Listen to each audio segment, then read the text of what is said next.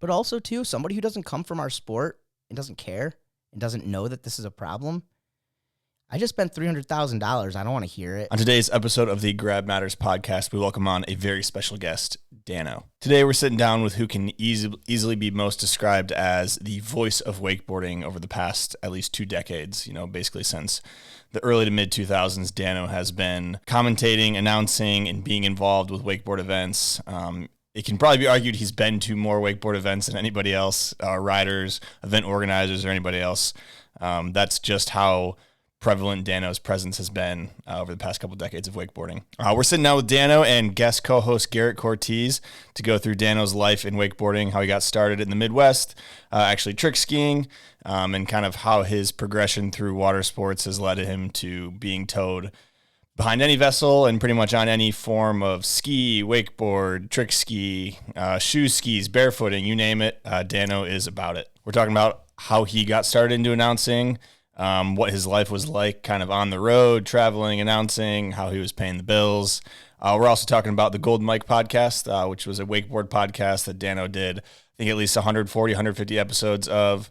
How that got started, what the details were behind that. We also talk about some events Dano's been involved in, like Lakes Cornfest, as well as Feet on Fire. I just want to give a huge thank you to all the Patreon subscribers. I know I say it a lot, but your guys' support is literally what keeps this podcast going, so thank you guys so much. If you are interested in supporting the podcast, joining the Patreon is the best way to do so. Otherwise, if you guys enjoy it, share it with a friend, like, comment, subscribe. That all means a ton, so thank you to everybody for the support. Without further ado, let's get into this episode of the Grab Matters podcast with Dano. I approve waterboarding. They're talking about wakeboarding. The thing about wakeboarding, every trick is an invert. Backside. Air railies. A new dimension. All right, we're back. Another episode of the Grab Matters podcast. Today we welcome on a very special guest, the Noise of the North, Dano The Mano, crushing a Dr. Pepper right now. How's it going, Dano? Oh, yeah.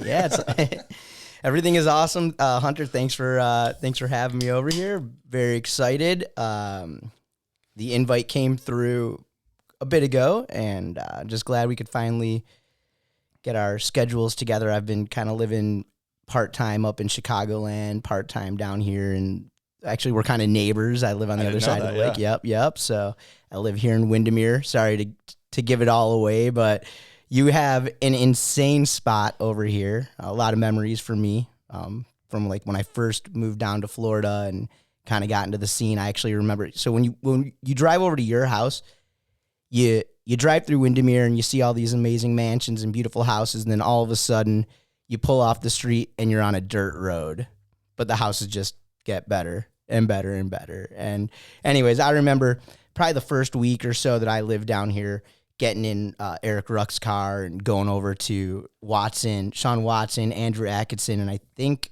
Keith Lyman lived not too far from where we're at right now here on Lake Butler. And so maybe even been before you were down here. Before me. There's a lot of history in Windermere. A lot of riders, like the story always goes that if riders had only bought property when they first started living in Windermere. I think that's one of the first things Dano said when he walked in here. He was like, if only. It was way different. By the way, got guest co-host here, Garrett Cortez in, so. Happy to be here. This is a very meta moment in the world of like wake podcasts, I feel like. So I'm stoked to be sitting in the middle of this. Right.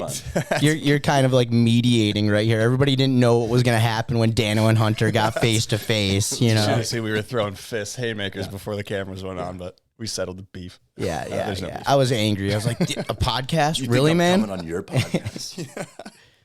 How about you come on my podcast? I'd love to, honestly. It'd be great. Yeah, I just have to Fire back up, dude. fire back up. Hey, I got one. Hey, I have episode like 154, 155 in the tank. I just need to finish it and put it out. I think I remember you saying that at WSI Summit like 7 months ago. I recorded it in 2020 with Ryan Shimabukuro. Oh, you did it with Ryan? Good one. Yeah, it was a good one for sure. Yeah, it was really good. A good one. So, yeah, I don't know. You know, it's just it's one of those things. I had a guy helping me produce maybe I should just hand it over to you and let you produce the Do final. I look like I know what the fuck I'm doing? Yeah, I don't know. It sure as heck seems like you do. Until you make it, yeah. So Make it. We'll dive into obviously the Golden Mike podcast and everything to do with that. But first questions, you might know. Number one, favorite grab. all right, we're just diving right into it. Hey, so I'm I'm about the 99 percenters, you know what I mean? Like I'm a Toad Watersports enthusiast. Now, I know I've been involved at the like highest levels for all of these years, but if you look at who I am and actually follow what I personally do, it's, I'm more of like I consider myself like a mid to high level recreationalist. That's where I would put myself. So anyways, I listened to a lot of your episodes. I knew this was coming. For me, I would just go indie grab. You hit the wake on whatever it is you're riding, whether you're on a trick ski or a wakeboard or a kneeboard. Just take that back hand off, let go of the handle, and just grab the rail, of your board. So I would say indie, that's the everybody grab. Anybody can basically do it. And the cool thing is a lot of people have a horrible indie, but you can, So true. but it's such a basic, easy, I think, first grab. No, you're right. Yeah. You can really hone it in over the years and make it your own. And then, start. Probably like my favorite would be like back in the day, Aaron Reed, those freedom pokes he used to do. Yeah. Imagine him just grabbing that indie, right? I've got photos of that. Yeah. I think he had it covered. But yeah. Loved it. You know who else comes to mind with a good indie? Greg Nelson. Yeah. Oh, yeah. I was going over some footage the other day, and I don't remember what it was in. Maybe Spray or something. I don't know what movie it was in, but he had one of the best indie pokes off a double up. Yep. Sprayer hit it. To this day, maybe it was hit it. It was one of the two. But anyways, Yeah. good answer. We don't get a lot of indies. So I know like that it could be vanilla, but hey, I like vanilla ice cream too. So That's right. There you go. You like what you like. you man. add a little Oreos on top, and boom, there you go. Yeah, a little poke, Indie little tweak. poke. All right. Wakepants. What do you think, Dano? What do you think? Of course, I grew up. I grew up doing the water ski show stuff. Okay, so we've been wearing wake pants. I guess ours were more like stretchy leotard material. But yeah, no, I you know what? I'm cool with it. Whatever you need to do to make yourself feel better or look cool, or for some people, I'm assuming they believe that wake pants probably keep them warmer when they're out there on the water. So I remember when Shane brought the wake pants out, and I always looked at it as like a lot of drag, A lot of drag. a lot of drag. A lot of extra weight. But I will say this: when Vinny Knapp did the tantrum down a waterfall in a pair of jeans like 20 some years ago or 18 years ago, that was sick. Yeah. That was a moment for you. You're like, okay. You know Vinny Knapp or no? I'd never met him, but the name has come up several times. He's an old schooler. I love Vinny. He's a Atlanta rider, and I always have fun with it because I don't know what the video was or where I saw it, but anyway, it's some winch spot or something, and Vinny doing. You know what I'm talking about? Yeah, I remember. But that was usually my like intro for Vinny. It's like for Rusty, it's like the first guy to ever land a 1080 in a competition. For Vinny, it'd be like, ladies and gentlemen, as he gets ready to hit the water, he was the first man to tantrum down a waterfall in a pair of jeans. That's pretty sick. The That's denim pretty sick. devil. Yeah, and I was having fun at first, but then it's like you start like watching how the sport's evolving and progressing, and all of a sudden, like the stuff that people may have been like laughing and goofing at, all of a sudden is becoming like Cool. Oh, that's pretty legit. Yeah. literally like you're watching some of these edits from the cable park come on. It's like, is this dude literally wearing a full sweatsuit right now? Sure is. Yeah, awesome.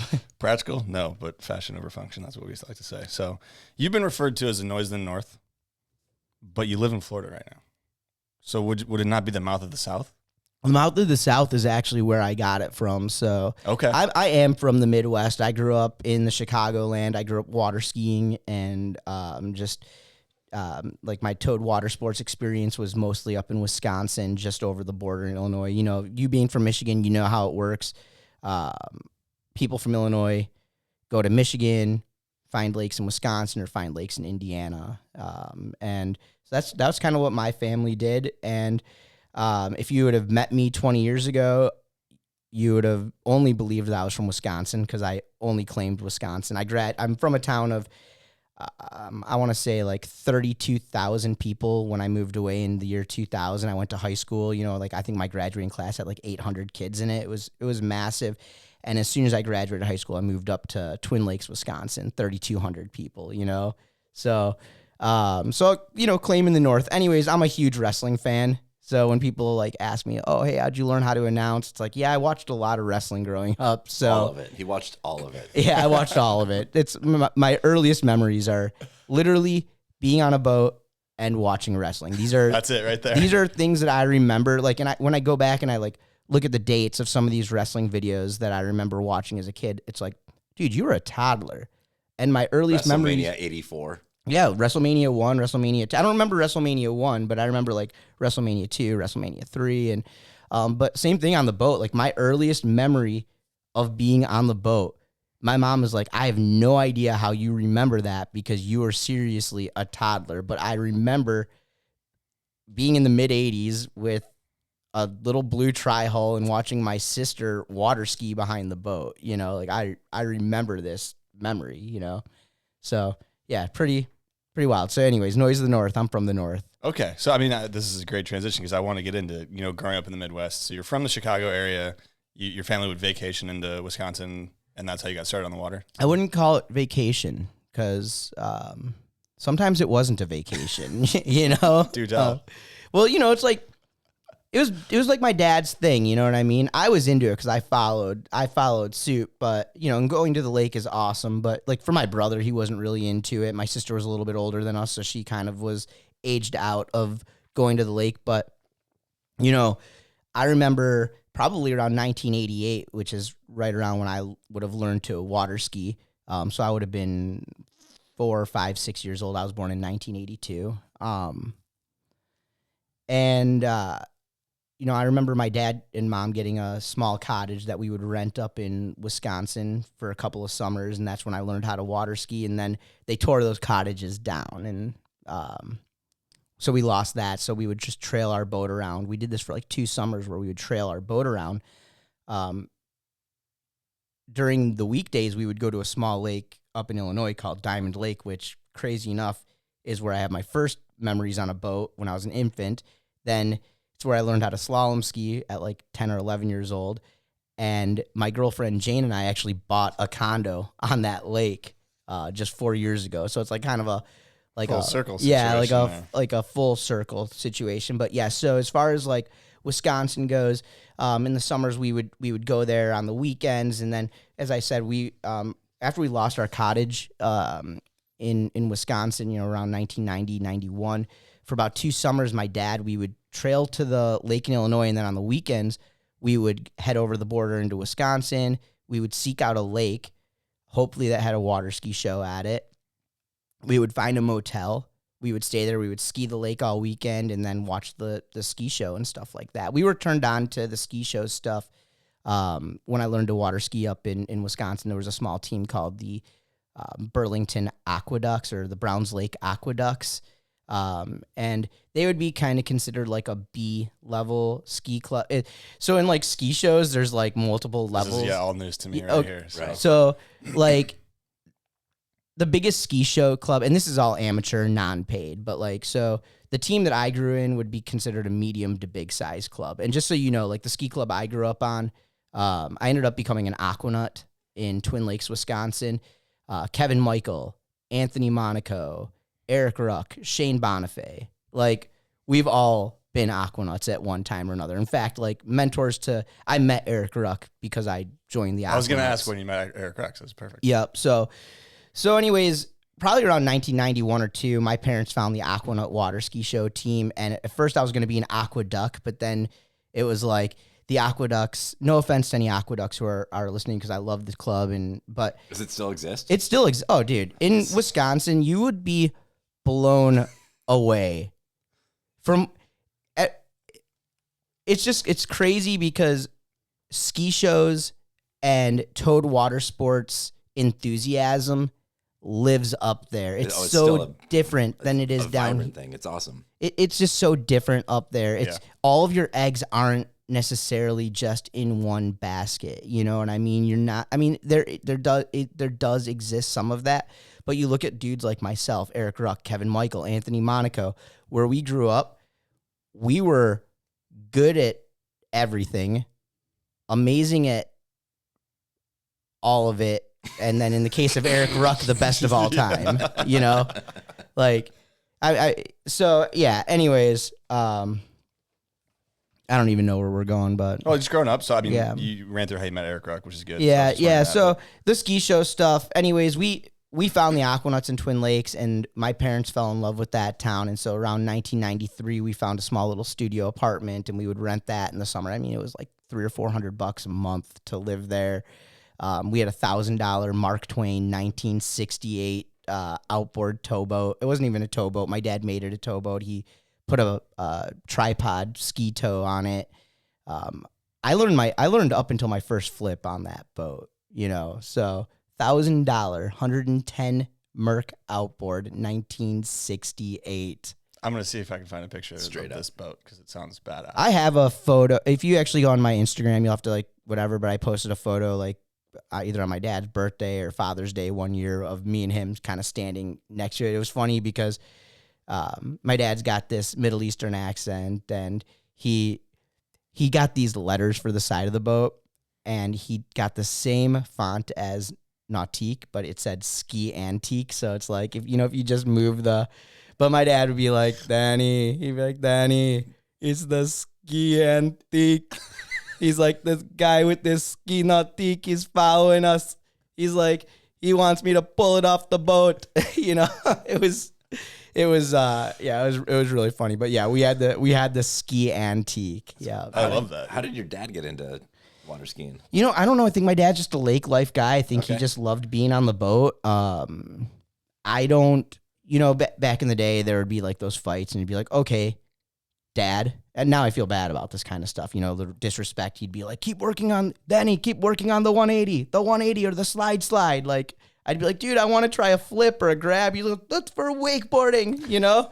And then the fight would be like, all right, man, you want me to do a side slide around the lake for 3 laps? You get in here and show me how it's done, man, you know? But he was never a skier, but you got to give him credit. Dude pulled me around the lake thousands and thousands and thousands of laps. I mean, imagine the way, and I'm sure it's similar to how you grew up, Hunter, and maybe, I don't know, in California, Garrett, I'm sure it's a little bit warmer-ish, but like for us, you have to squeeze every bit of the summer out. So on Friday, you'd get to the lake, you know, after work. So say you get there at 6 p.m. From 6 until sundown, it's just laps and laps and laps and laps on the lake. And then at 9 a.m. on Saturday morning, you got to be the first boat out there to beat the tubers, you know? So you get 30 minutes of calm water. But then, I mean, I'm literally shoe skiing laps and laps and laps around the lake in white caps, you know? Like, stuff that, like, now that I've been in Florida for so long, it's like, I can't believe we would even go on the water when it was like, because, you know, now it's like, I would say, you know, 300 days out of 365 that I'm in Florida, I'm looking at calm water, not even taking advantage of it. Yeah, you don't really think of conditions though when you're in the Midwest. It's just like if it's not raining, we're good. Yeah, it's You all know? good. Like, Yeah. it doesn't matter. Okay, so growing up in the Midwest, I'm curious. You kind of touched on wakeboarding there a little bit, and it doesn't sound like your dad was maybe the most stoked on wakeboarding at the beginning. So just kind of run through that because we had a little conversation. about that. My family doesn't come from traditional water sports, okay? So, like, my dad loved water skiing, but he, like, loved being at the lake and pulling water skiing. When we got into it, he wasn't like, all right, we're training you to become a champion so that you can become a professional. But he was training me for something. I don't really know, you know? Kneeboarding was something that was really popular, you know, in the late 80s, early 90s. I was not allowed to kneeboard. I was not allowed to tube. We didn't own a kneeboard. We didn't own a tube. Somebody got in my dad's ear, you know, and put in his head that there's this animosity between water skiers and anything else. But you got to understand now, 3-event water skiers and show skiers borderline have no clue about each other other than maybe that they exist. But even younger 3-eventers Really? Okay. would have no clue that there is this thing where teams of over 150 people come together multiple days a week, all summer long, practiced in gyms during the winter, building pyramids, draw crowds that are 50 times the size of what you find at even a 3-event nationals. Take a look at show ski nationals. Just imagine this, 14 teams, right? The smallest team is maybe 50 members. The biggest team is 300 members, right? 15 teams, right? 14 teams that show up at nationals. Let's just say on average 100 people per team show up, okay? Right there, that's pretty, for our sport, that's already a pretty big event. Anyways, kind of circling back to everything. My first water ski video instructional was not, we learned to slalom, and my first instructional video wasn't like techniques on how to slalom better. It was hot dog slalom skiing with Tony Claridge. And so literally, instead of learning the fundamentals of how to run a slalom course, after I learned to slalom ski, I can't even trick ski yet. I can only slalom. I'm wrapping the rope around my body, trying to do wrap helicopters off the wake, body slides where you completely dip your entire body into the water. Things I saw from this video, no real fundamentals, just hot dog slalom skiing. So it wasn't like my dad had this whole thing because honestly, if a 3-eventer would have gotten in my dad's year, I don't think that I ever would have been a show skier, because my dad loves the idea of this strict, rigid fundamentals, back to the basics. Like I'd be working on a 360 and I'd fall on it. My dad would be like, all right, you can't do another 360 until you do 20 180s and 20 reverse 180s. And I'm just throwing my hands in the air being like, this is the worst, You sound like a wakeboarder, dude. Well, it's funny now though, because I feel like wakeboarding. I mean, yes, there are some like wakeboard parents that are a little insane, about it or whatever. But I actually think that wake surfing is the new slalom skiing, to be quite honest with you. Because slalom skiers are so particular. The wake shape has to be perfect. The people in the boat, their fin angle's got to be fin angle, everything that pushes the mass away. So if you guys come over to my house, Garrett, you've done this. If you come over to my house and go slalom skiing with me, we have a course. I've got a 93 Ski Nautique. I have a 96 Brendella. You choose what you want to shred mine. We're all getting in the boat.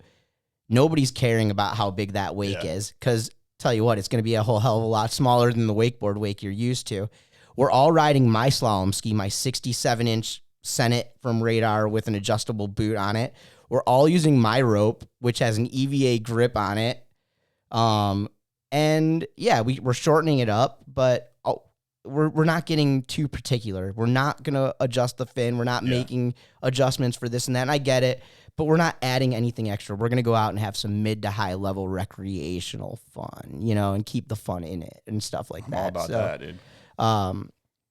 Yeah. So we're going to, throughout this, I think, one theme is we're going to get off track a million times, because we're pretty good. We're pretty good right now. So just so you know, just because I'll be all over the place. There's just so much going on. But yeah, anyways, I grew up with a completely different view of water skiing. Wasn't even really fully introduced. Now, I remember going to some pro contests, like 3-event and stuff like that. But that was like the guys that were on TV and stuff. It wasn't like, I was never going, we never talked about, I was going over the ramp, but going over the ramp was learn how to jump, but not because we want to go the distance. It was because you got to learn the helicopter eventually, or the gainer or something like that. Everything, my progress was all about the ski show stuff, kind of. And it's funny though. Yeah, my dad wouldn't let me kneeboard. And then when wakeboarding was starting to kind of popularize, he was fully against that because at this point now I'm a trick skier. I'm trick skiing, and wakeboarding is just going to screw up everything. I don't know who the heck got in my dad's head on it, but my dad always had this line, Danny, wakeboarding is a dying fad. Seriously, he told me that from probably 1994 until, I don't know, yesterday. my dad, I made my entire living off of wakeboarding. I'm a water skier. I'm a total Watersports enthusiast, but if you were to actually look at everything I've ever done, every set I've ever taken, I've taken 50 water ski sets, whether it was slalom, trick, barefoot, whatever it is, shoe skiing. I've taken 50 sets for every half wakeboard set I've ever taken in my life. You infiltrated. Well, the thing was, my dad threatened to cut so imagine the year being 1996. You're with Eric Ruck, right? Growing up. And we had a crew. It was Eric Ruck, buddy Chris Trulson, Eric's brother Mark, who's a style master, this guy Harry Mike. There was this girl Laura, who's a rip and shredder. I mean, we're in Bumble F, Wisconsin, right? Eric Ruck is the most humble person you know, but I will say it right now. There was a time when he was the best wakeboarder in the world, unknown, landing tricks that nobody else was landing. And we recognize this because, well, the crew recognizes Eric is the most humble guy ever. Eric never flashed it in our face. I mean, he did his tricks, but he was never like, "Oh, I'm the man" or Classic anything. Midwest humble dude. He was but like, here's the deal. It's like he's unknown. This is before he was discovered by like Kobe and Bish, you know. But he's doing. I'll give you an example. Like Ruck's landing like Moby Dick. We're calling the trick a poop smasher. Okay. Who did I talk to? Maybe it was Shane Bonifay I talked to about name. this or something. Good Midwest trick name. Well, Because it looked like you were smashing poop when you yeah. did it. Okay. Ruck would do switch roll to blind, which I think the name of that is a Skeletor or something goofy like that, or I don't know. Switch roll to blind. Switch roll to blind. But Called that. Yeah. well, in the 90s when people were Naming everything, okay. even if it was switch, So yeah. there was this hilarious skit on Saturday Night Live called Goat Boy, but my dad would always be like, Danny. talking goat? Yeah, the talking goat. My dad would be like, Danny, Eric, it's the Goatman. My dad could not get Goat Boy. He'd call him Goatman, but with his accent, he'd be It's Goatman. Adam Sandler, right? No, it was, what's his name? Oh. The stoner dude. Yeah. From, I'm Before my time. anyways, we called the switch roll to blind the Goatman because if we were goofing on my dad and stuff like that. But anyways, like, who is it? I think Keith Kipp went on to get the credit for Moby Dick, yeah. right? Okay. Ruck would never, but it came out in the magazine. Like, Ruck didn't have a spread of it in a magazine or a clip of it on video or anything like that was out there. Footy It's But, fiction, yeah. but like, Ruck would never, But anyways, like, getting back, kind of circling back, I love my dad so much. My dad loved Eric and definitely recognized that Eric was on a level above all of us, but my dad didn't recognize that Eric was the best wakeboarder in the world. My dad just kept telling me Eric is so good because he's a great trick skier, And it's funny, though, because I remember the day, like, even Ruck's dad one day, like, flipped a switch. Because at first, like, I remember we're looking at this Flight 69 behind you. I remember when Ruck got his first Flight 69, his dad made him do toe turns on a trick ski.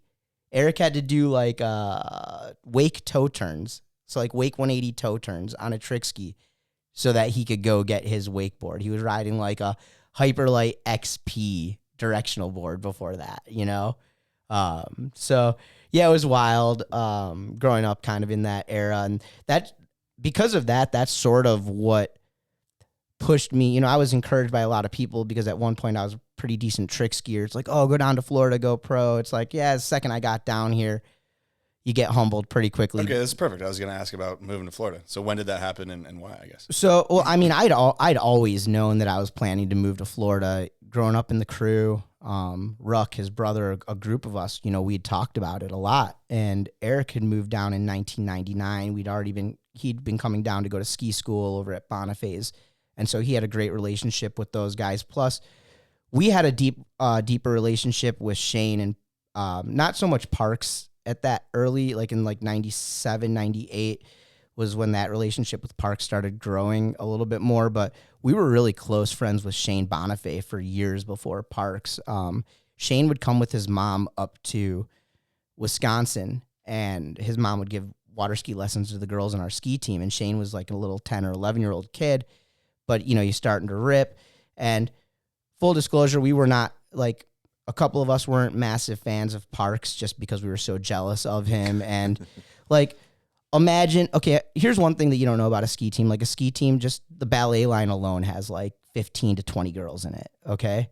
So there's... Ballet line. Ballet line is, like, it's like, everybody starts on, all the girls start on the dock on a ski, and then they do a dock start together behind one boat, and the boat does circles around the ramp, and they simultaneously do like ballet moves, arm movements, leg movements, or whatever.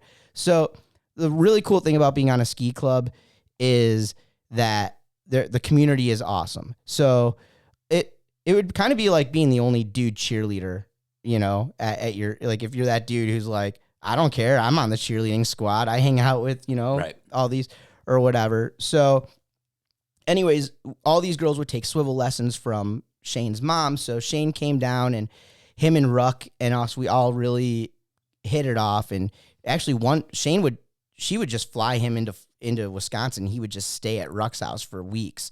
It was a really, really awesome time. And I will, like, the part about like Parks, all of those girls that were like on the ballet line and on our ski club, everyone would like loved, nobody knew him because you just knew him from TV, but Parks had won like the X Games at this time. So Parks was already big. he was big. And so you go to like the girls' houses and they've got pictures of him up on the wall, and Right. Okay, so we were jealous, right? Or whatever. But anyways, the time that really hit it for me with Parks that made me not like him, he showed up at one of our ski practices with his mom, like straight from some big wakeboard contest. I honestly, it's like 1995 or something like that. He grabs my trick ski off of the dock. Like, I don't even see it. I just all of a sudden look out, and there's some dude ripping flips on a ski, and I look, it's my ski. He doesn't even ask or anything. I'm just like, see, this guy's got no respect, All the chicks like him. He's got no respect. Anyways, fast forward a couple years later, Ruck moved down to Florida.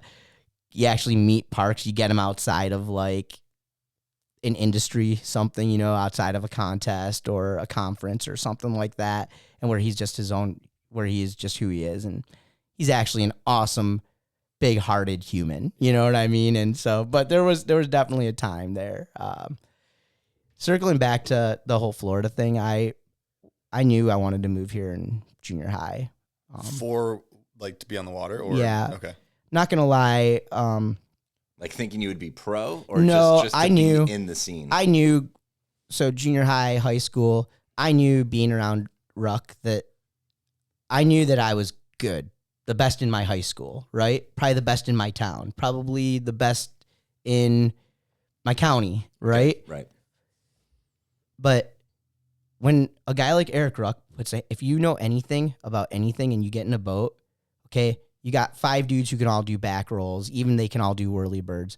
But when Ruck rides, it's different. Do you know what I'm saying? It's when a real pro rides, the way that the energy from the rope to the pylon, as a driver, as somebody sitting in the boat, you can feel that it's a completely different energy. You can feel it. You can see it and everything like that. So, when I recognized what was going on and stuff, I thought maybe I could be a professional show ski guy, like in a professional ski show, but that was dying out. And also it's cool, but just not fully what I was turned off by a couple of things with the pro water ski show stuff for some reason. And Do you remember what they were? You remember why? I don't know. I came down to Florida one time and I met some I was at Parks' house and I met some really renowned professional ski name show guys, guy. And I was a pretty dang good trick skier at one point. Like, even where like the high end 3 eventers were pretty impressed with some of the tricks I could do. It was a different time and I rode a trick Sure. ski. I followed wakeboarding, so I wasn't restricted by the trick book. So I can't do a reverse back wrap, but I can do like a front flip and a tantrum. You know what I mean? Which is kind of crazy or whatever. So probably by like sophomore, junior year of high school, watching like Ruck on tour and seeing and kind of coming down to Florida a little bit more, meeting some of the pros, realizing, okay, yeah, if I'm, so you were asking me, sorry, I'm jumping all over. No, So that pro show skier, I was at Parks' house. And I was telling him, hey, I'm going to be moving down to Florida. I'm thinking about maybe getting into a ski show. And so the guy's like, okay, so, well, what do you do? And he starts asking me, he's like, okay, well, do you frontwards barefoot? I'm like, yeah. He goes, okay, well, do you backwards barefoot? I'm like, no. He goes, do you do helis or flips off the jump? I'm like, no. He's like, do you do double star doubles or do you hold pyramids? It's like, no. He goes, okay, so you frontwards barefoot. And I'm just like, dude, I've got like 4 flips on a trick ski. Like, back in the day, I could get standing ovations with my waves alone. You know, my showmanship is really what Next level. Yeah, Next my level showmanship is really, because in ski shows, you can learn one hard trick, and then as long as you wave really good and smile and high five and shake hands and talk to people, you could be as big as Parks Bonifay in that community, you know? So anyways, yeah, so I got kind of turned off by that when the dude was kind of super cocky, and wakeboarders were just really, for the most part, I would say, really welcoming. I mean, imagine being yes, my foot in the door is Eric Ruck is my buddy, but imagine going on a boat with like guys like Sean Watson and, you know, Daniel Watkins and Ike, Ruck, Parks, Shane, and feeling comfortable to bring your shoe skis or trick ski or barefoot ski. And those guys, after they shred, want to go ride all of your equipment too and are encouraging about that kind of stuff. You know what I mean?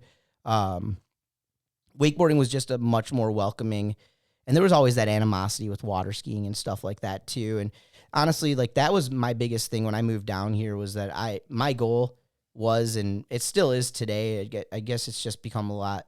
I've got so much more on my plate nowadays, but it was always to bridge that gap and bring the water skiers and wakeboarders together.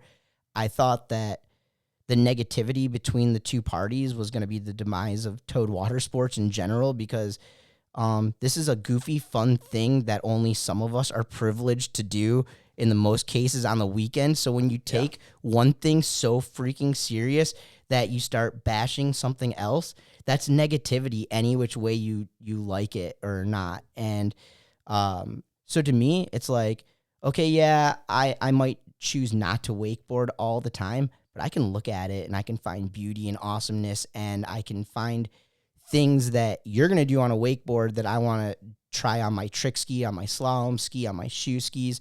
And hopefully you are open-minded enough to watch me and be like, oh, I never thought about cutting at the wake that way, or incorporating that or something like that water skiers do. And I don't know, to me, I always kind of hated that whole thing. And that was like my goal when I first moved down here. It was like, I'm not going to lie, when I realized I wasn't going to be a pro, it was like, okay, well, I can probably still encourage people.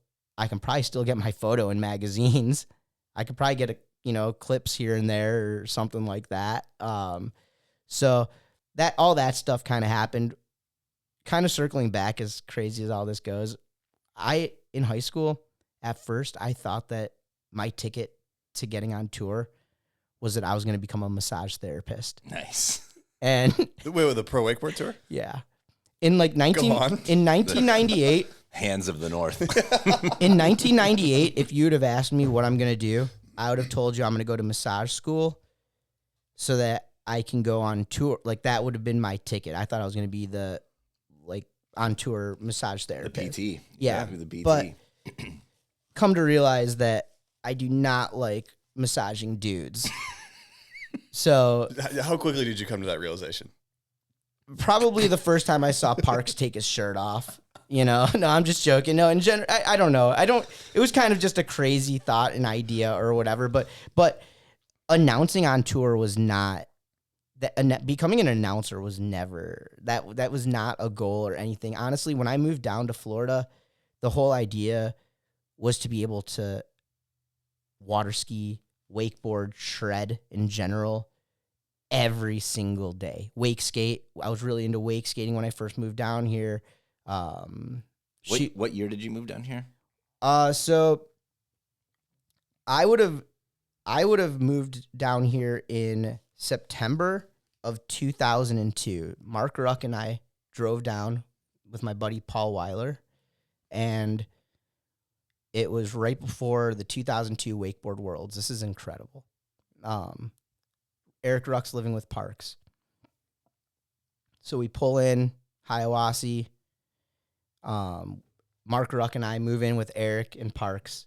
We're planning to stick around for a month, right? At the time, I recall Parks' boat was out of commish, but they had a jet ski. So Mark and I would literally wake skate every day, 5 gallons every morning, run to the gas station, 5 gallons.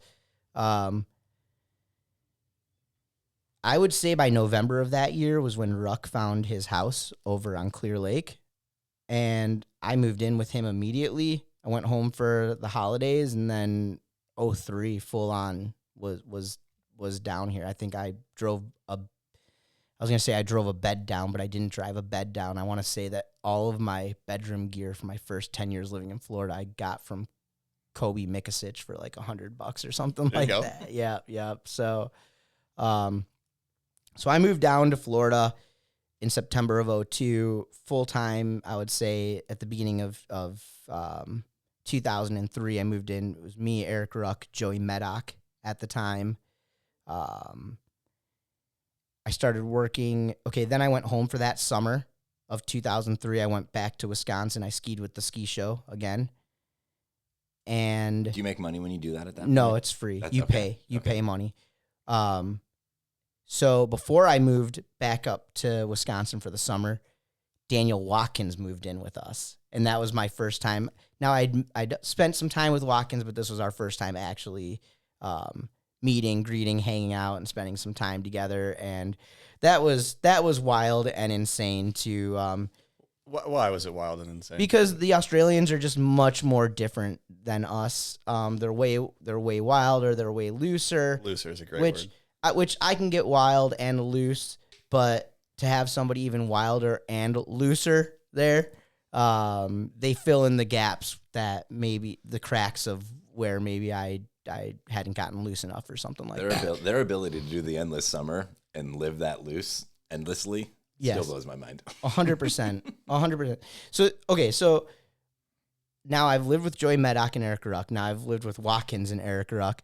All right, I come back from the summer and dreams come true. Ruck's like, oh, you're never going to believe who's living with us for the next few months. Colin Wright moves in with us. And Colin is like, for me, you already mentioned Nelson. I loved the double up days. Because full disclosure, I was kind of afraid to flip, I cracked my head open. My dad, I wasn't allowed to wakeboard. The day that Ruck was like, dude, just ride a board. I ride the Greg Nekrasen squirt. What was that squirt? Oh, the trip. No, before the trip. The super squirt. The super squirt. And remember the liquid, the yellow bindings with the zippers on the back of them? Pro suctions. So I go and I cut in, switch heel side, even though I can't do anything. But for some reason, we realized that when I threw a flip, I would spin. So I cut in, switch heel side, go for the half cab roll. I have a feeling I know where this is Undercut going. it, 1 foot pops out, board comes around, smacks me in the head. Yep. Got to go get staples. I'm not allowed to be wakeboarding. My dad's has already told me that if he catches me wakeboarding, he's gonna cut the gas money off. So growing up, I literally, let's just say a normal Tuesday, we would hit the lake at 10 in the morning. Me, Ruck, a bunch of us, and I would sit there watching them all wakeboard all day long. And then I wouldn't ride until ski practice that night, because if my dad found out that I was wakeboarding, which is so crazy. My dad has now, since I told you guys, I made my entire living off of wakeboarding. My dad has now apologized. He's like, hey, I'm sorry. I should have let you just do whatever it is that you want to do. And that's why, nowadays I will tell parents, it's like, if your kid wants to tube, let them tube. If they want to zup or kneeboard, who cares? If you truly love being in the boat because it's what's in your heart, let somebody do what they're going to follow the path. It makes them happy, dude. You can, just do it, Well, but it's tough though too, because there was a time, and I'm sure it still goes on there, where people of influence will make somebody who maybe doesn't know think that riding a kneeboard is lame, or riding a zup board is lame, or riding a wake surfboard is lame. To each their own, you know what I mean? Just be respectful and have fun. Just show them that wakeboarding may be a little bit cooler, but don't dog the other things. But just be like, this is the whatever is to. I mean, I get it, and whatever is to whoever and whatever. But just if a guy can't wakeboard anymore because he's blown both of his knees out and can't stand sideways, but he can somehow miraculously get up on a slalom ski and that foil or whatever. Yeah, exactly. So I don't know. I'm again, my big thing was always trying to break it all up, and That's why if you come over to my house, it's like the amount of people who've showed up in my house with a wakeboard, and it's just like, okay, cool. Well, small wake, you know? I'd be about it. Yeah, for sure you will be about it. But that's because I have it to offer. Not everybody has that to offer. And some people who do have it to offer is like, oh, why would you? The only thing that I can't really get behind is wake surfing behind a ski boat. Like when I talk to some of my 3-event friends and they're like, wake surfing is so lame. And I'm just like, well, have you surfed a real wave? Like, what do you mean? We load everybody in the corner of our response. We get a wave we can push. And it's like, you know, and I'm not like the biggest wake surf guy out there. I had my time like in 02, 03 when I first moved down here and the boys were popularizing it like as we know it today. I was very much into wake surfing, but you know, now if I get a set, I'm going to choose to wake surfing just takes too long, even as quick as it goes. It's just too long. It's just too much. And well, you are still the reigning foiled foiler of the world or whatever. I think WWA might be at. I don't know if they actually have. Yeah, I wonder how that's set with some people, but yeah. I would explain this because I have no idea what this is. You're a world champ. Is that, well, am I looking at a world champ? You remember Wake Awards always had Dano do a skit as the intro, and this was before I started making Wake Awards. This is after. Wait, this was before. Was this the first Wake Awards I did with you? Maybe. And so it was my first year at Wakeboarding Mag, so there's this long-standing bit of Dano having a goofy skit that intros all of the Wake Awards, and they would play the video up on the big screen at the award show or whatever. And so foiling is catching on, but not mainly getting mocked, right? And so we came up with the idea of like Dano trying to create the first ever foiling world championships, and he's the only guy to enter. So he's competing against nobody but himself. And then he obviously then goes on and wins. I'm riding strapped and I'm just not, and like literally. Oh, and we Ruck filmed it. It was really funny actually because you can find it online. I feel like I've seen this maybe now that. And so he's like porpoising the whole time, no and then control, falling over, like no control, and then like he's announcing himself as the winner, like and the winner is in famous Dano voice, and then I hand him I've taken a foil and wrapped it in foil. So it's an aluminum foil wrapped foil. That's pretty good. And then he walked, and then the video ends, and he walks onto stage with his wrapped foil. And he was the first ever wake foil world champ. Those were always fun. They're probably my favorite one that we did like that, or one of my favorite was riding the disc behind. I think I may have messed up Grubb's e-foil on this one, but we set this shot up where basically it was gonna. I think the shot started on Grubb and then it panned back, and I'm like 50 feet behind Grubb. My rope is tied to his foil, and I'm disking behind him. He's on that disc. This exact one? I'm on that exact. Okay. That disc has been with me since before, probably when your parents were still in college, dude. That disc right there, that was. So I told you my dad wasn't into wakeboarding and stuff like that. This is wild. Explain. So wakeboarding, kneeboarding, I wasn't allowed to do that, but my dad recognized that spinning for trick skiing and learning to do that was, part of the fundamentals.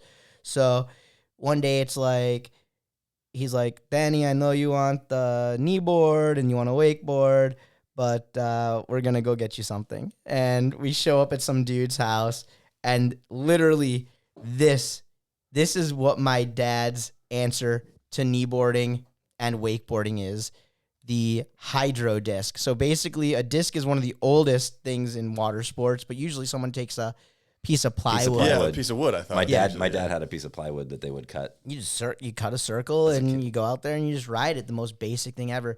But some genius up in Wisconsin decided that he had to roto-mold a foam-filled disc with beveled edges and put some foot straps to get extra extreme on. So extra extreme. Oh yeah, and this disc has gotten super extreme. Like honestly, even when I first moved down here, I brought this disc down, and we would call Shane the Soul Surfer. There was this guy, Shane Bonifay. We would call this guy, let's see here, Aaron Gore. Aaron Gore, he was a wake skater, and he was like the master of the disc. He was doing transfers, and like at OW, we would see back in the day, like before cable got to be like a legit, even though it's always been legit, but before like everybody really realized how legit it was, and it was more than just like an afterthought and stuff like that. I'm not gonna lie, like there were times like the first Slider Spectacular where there was a bunch of us out there kind of goofing on the whole thing and riding shoe skis.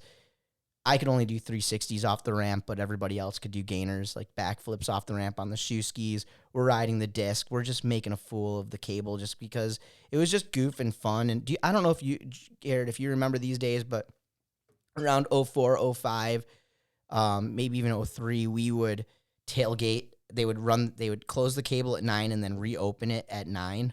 And they would do 9 to midnight. And we would tailgate at the cable park. And we would heckle people. This sounds like a blast. It was a different time. Yeah. Smartphones didn't exist, and the stuff that we did and were able to get away with back then. And I mean, it only lasted so long. I was at the party where the slider box got sunk, and that was the night everything changed. Had to go and sink slider box. That after that night, Slider everything box. got changed. But there was a point where at the cable park, it was like, hey, after 9 p.m., as long as the General owner... public's kind of out. Yep, and Yeah. as long as when the owner showed up, it was the same as it was when he left the night before. It was cool. So, like, there were nights where we rode. You had a couple Couple free sodas. couple of nut beers. Well, Yeah. after midnight, too. And, just doing stupid stuff or whatever. But, yeah, anyways... That disc is a cable disc board. That's a high-speed whip machine. I've got tons. Everybody's ridden it. I've got videos on my Instagram too. Like my 2020 was literally. You're discing. I was. Is that what you call it? Is this discing? Yeah, disco. Disco. Yeah, Oh, that's, okay. yeah. 2020. Disco from Wisco. we kind of got locked up at home for a little bit. For me, it was like my opportunity to get back out on the water and got back in shape and took disking to a whole new level, put out some sick edits. Some disc edits. Yeah, unlike anything ever before. And so, Nobody ever disc like that. yeah. MDD on the disc. Yeah, never been done. disked. Yeah, never been disc. Yeah, I exactly. think we break this up with a little LF'n wheel of questions because we brought up, your boat and stuff like that. So there's some stuff on this LF'n wheel of questions. So why don't you go ahead and grab that down? Liquid Force likes to make wakeboarding fun. We're going to make this podcast a little bit more fun with the LF'n wheel of questions.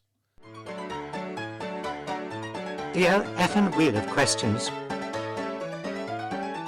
Okay, let's go. Go ahead and slide that over here in the middle. So we got a couple things on here. Definitely got a hot take on there. I know Dano The Mano's got at least a couple of hot takes up in that dome piece. So go ahead and All right, hold on. Can I just see what we're working? Because yeah, you can see. What I'm we're not gonna working with. lie. When I hear people spin this wheel, I'm just like, what did they do? Did they just like literally flick it? Do they just do they even put effort into it? Some people don't really muscle it. Yeah, some people kind of baby it. And I'm gonna muscle You it. gotta you- muscle it. And I'm Twist gonna get. it. Can I get some ASMR going? Yeah, you can for sure. Point that mic at it, and This is what everybody wants to hear. yeah, they want to hear the cans cracking and the Oh, yeah. little questions spinning. I kind of like it. Oh, yeah, that's a good one. That might be the record for most rotos right there. What do we got? Favorite rider to watch? Oh, Okay, so you mentioned earlier, you've been in the boat with a lot of riders. announced them all. Announce all of them. So you got to hit us with one. Gosh, who is my favorite rider to watch? And you can say Eric Ruck, but if you do, then you have to pick another one. Right. No, I was always good. Obviously I was pulling for a ruck, but I never played favorites on the microphone. See, the question you should have actually asked on here is favorite rider to announce. Oh. Well, we haven't gotten to announcing we yet, haven't gotten into Dano. announcing career yet. So Favorite rider to watch. 'Cause Man, we'll get into that. Honestly, I would have to say it depends. But let's just go contest because I feel like I've announced so many of those and I've been there. Probably one of my favorite riders to watch is over the years is Chad Sharp. Because they call, bull in a china shop. You just never know what you're gonna get from Chad because one day you're just thinking, oh, he's kind of maybe like a heat stacker, just somebody in the heat.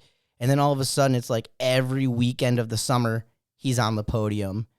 Chad could pull out of some crazy stuff. If he fell and was upset, he would toss his helmet. It was just a hilariously awesome show He put on a good show. for us. But I'll never forget being in Texas, pro wakeboard tour stop years ago, and Chad was having the summer of his life on tour. I think I can't quite remember what was going on this summer, but like every week he ended up getting like top 3 overall that summer.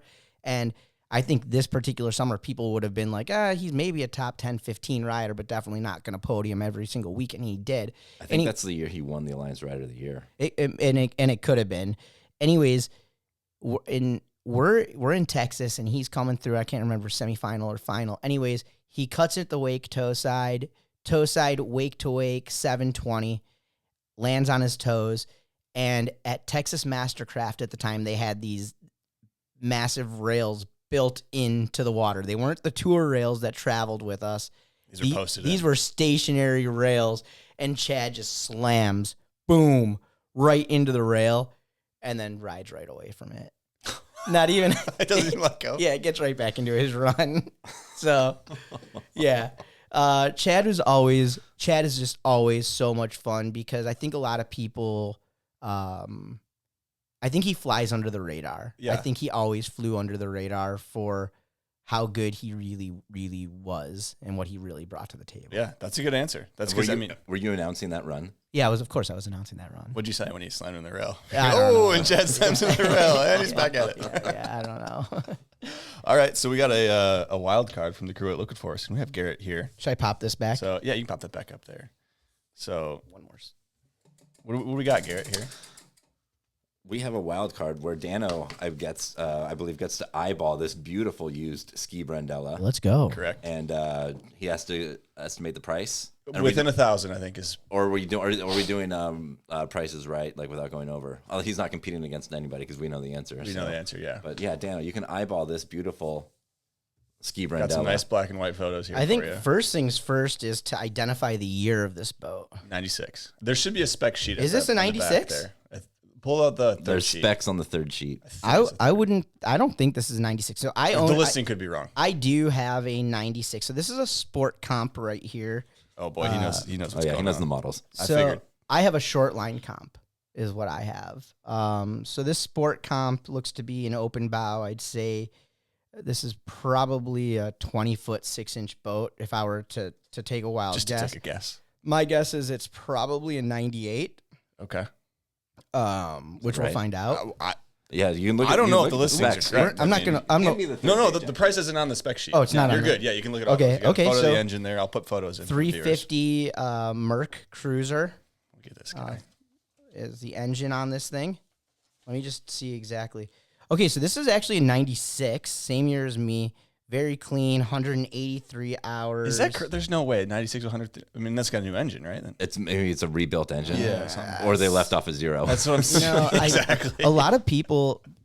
I bought a 96 Ski Nautique open bow this summer, and it had 1,800 hours on it. Okay, and some people are like, "Oh my God, why would you buy a boat with so many hours?" It's like, well, would you buy a truck with 40,000 miles on it? Because if you actually like do the math, 1,800 hours on a boat is literally like driving a car 60,000 miles. And that means it's been working for that long. Right. And that, Right? so to me, like, I want something that I know. Like, I'd be a little skeptical about 180 hours. 183 hours. I mean, unless the guy literally ran it,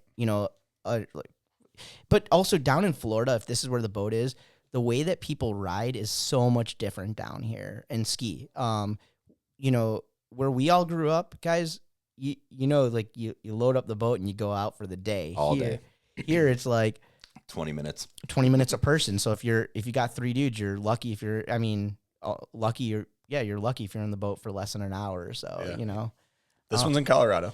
This one's in Colorado. Yep. Boulder, Denver, somewhere. I'm going to go 11.5 on it, but I think 11.5 is a little high. But Little high, okay. I think 11, it's tough. I think 11.5, it depends on what day or what year we're in right now. You know, the boat's really exploded.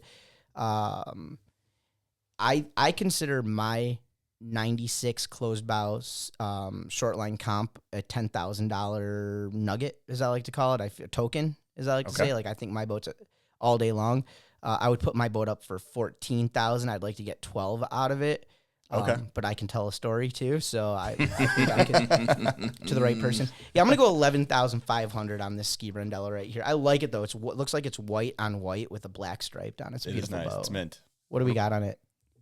13K. 13. I will say the interior was mint. I didn't put a picture in, but the interior was mint. So well, that's what they're asking. 13K is stickers, but you know You're gonna ask the guy down. You're probably gonna pay 11.5 for that. that guy's. I think you're gonna pay 11.5 on the nose. That guy's taking 11.5. That's for sure. So Yeah, that guy would be stoked to get 11.5 for that boat. oh yeah, It's a good boat though. it's a beautiful boat. I love it. I love ski Brendellas. Ski Brendella came out of Merced or in that area of California, same as Centurion. They're still around. MB. MB. So Ski Brendella became MB boats. Okay, so this is the lore that I have no idea about because you've had this boat and I've seen that you've had it, but I was not familiar with this brand at all. Yeah, it's just it was.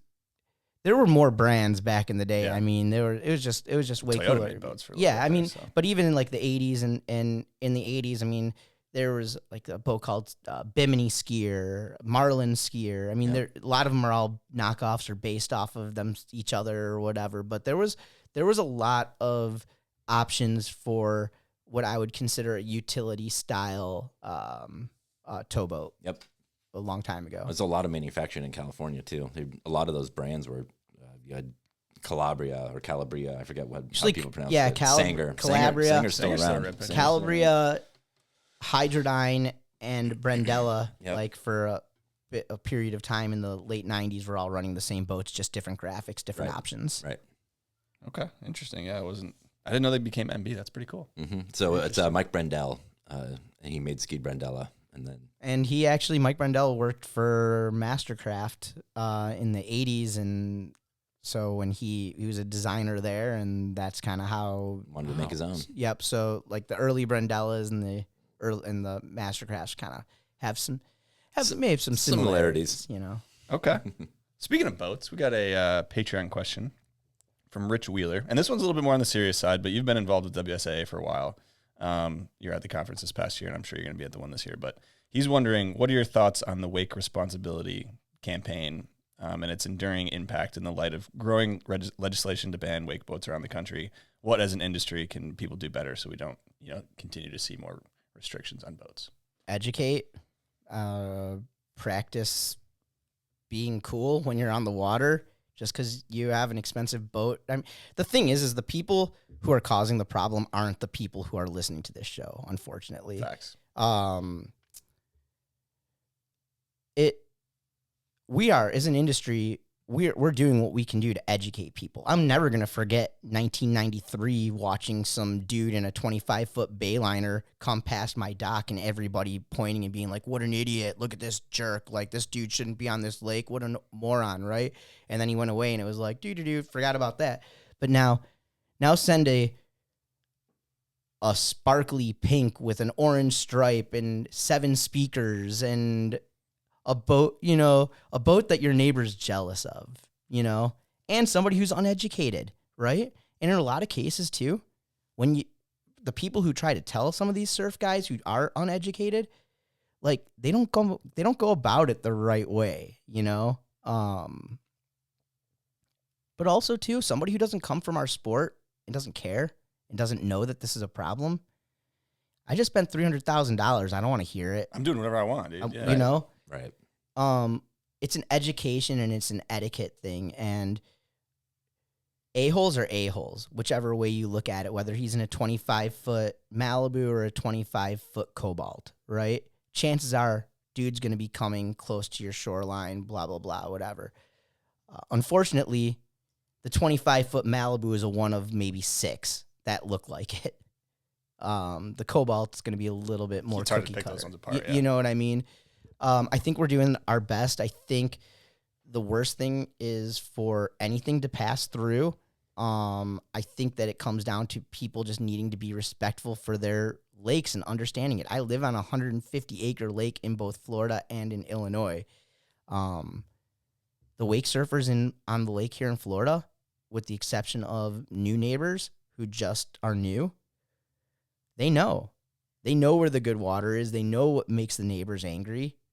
They do care about other people, and they respect the neighbors and the neighbor. And in a lot of cases too, like I'll pull my boat out onto the water if I recognize like a guy on my lake in a new Supra, and I pull out there and he thinks I'm coming out to scream at him or something. I'm like, yo, hey, I'm looking for a ticket for your boat. I want to come for a shred, you know? But hey, I also want to let you know I'm not trying to be a jerk here. But neighbors are unhappy with the wake surfers. The best line is in the middle of the lake anyways.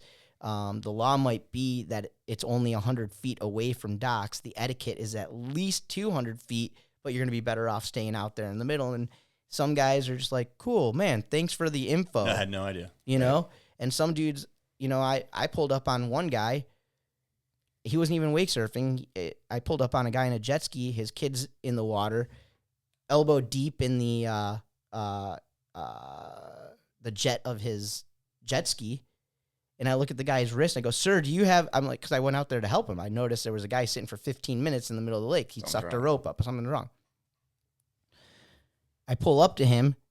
I see his kid elbow deep into the, what do they call it? The intake? The intake on the back of the jet ski.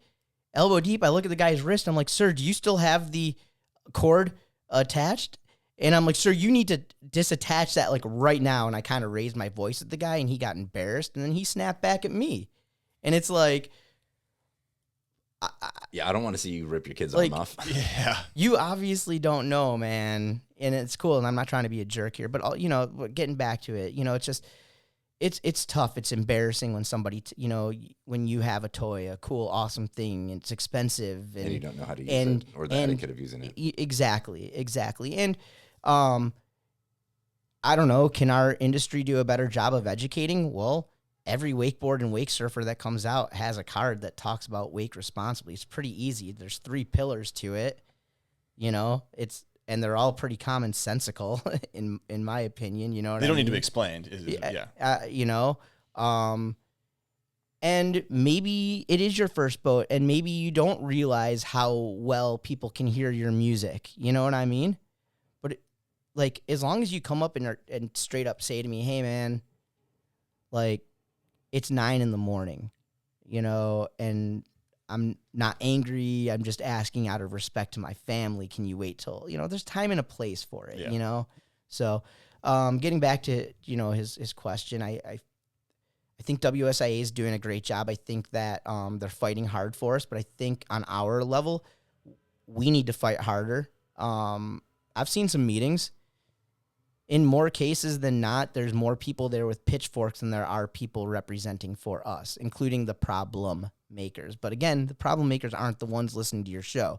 The ones listening to your show are the ones who are trying to help identify those problem makers and if they're not, then if there's anything you guys can take away from what I'm saying is be a champion of our sport. Don't do it in a rude, you know, way, but go out there and strike up a conversation. And whether you're a skier or a wakeboarder and you don't like surfing or whatever, unfortunately, that's where the target is right now. And so, like in Wisconsin, a huge problem is you got fishermen and slalom skiers coming together with environmentalists. Okay? Once the tip of the spearhead is to just go after the surfers, but you think these environmentalists are our friends, you know? Like it's not what is happening to the shorelines or under the water that the environmentalists want to get rid of. It's combustible gas engines on lakes. So when you're a skier, and honestly, like, this is my one thing with skiers. It's like, I'm a skier. I get accused of being a wakeboarder from skiers all the time. What do you know? You're just a wakeboarder. It's like, no, I'm an enthusiast of towed water sports. I don't really care, you know?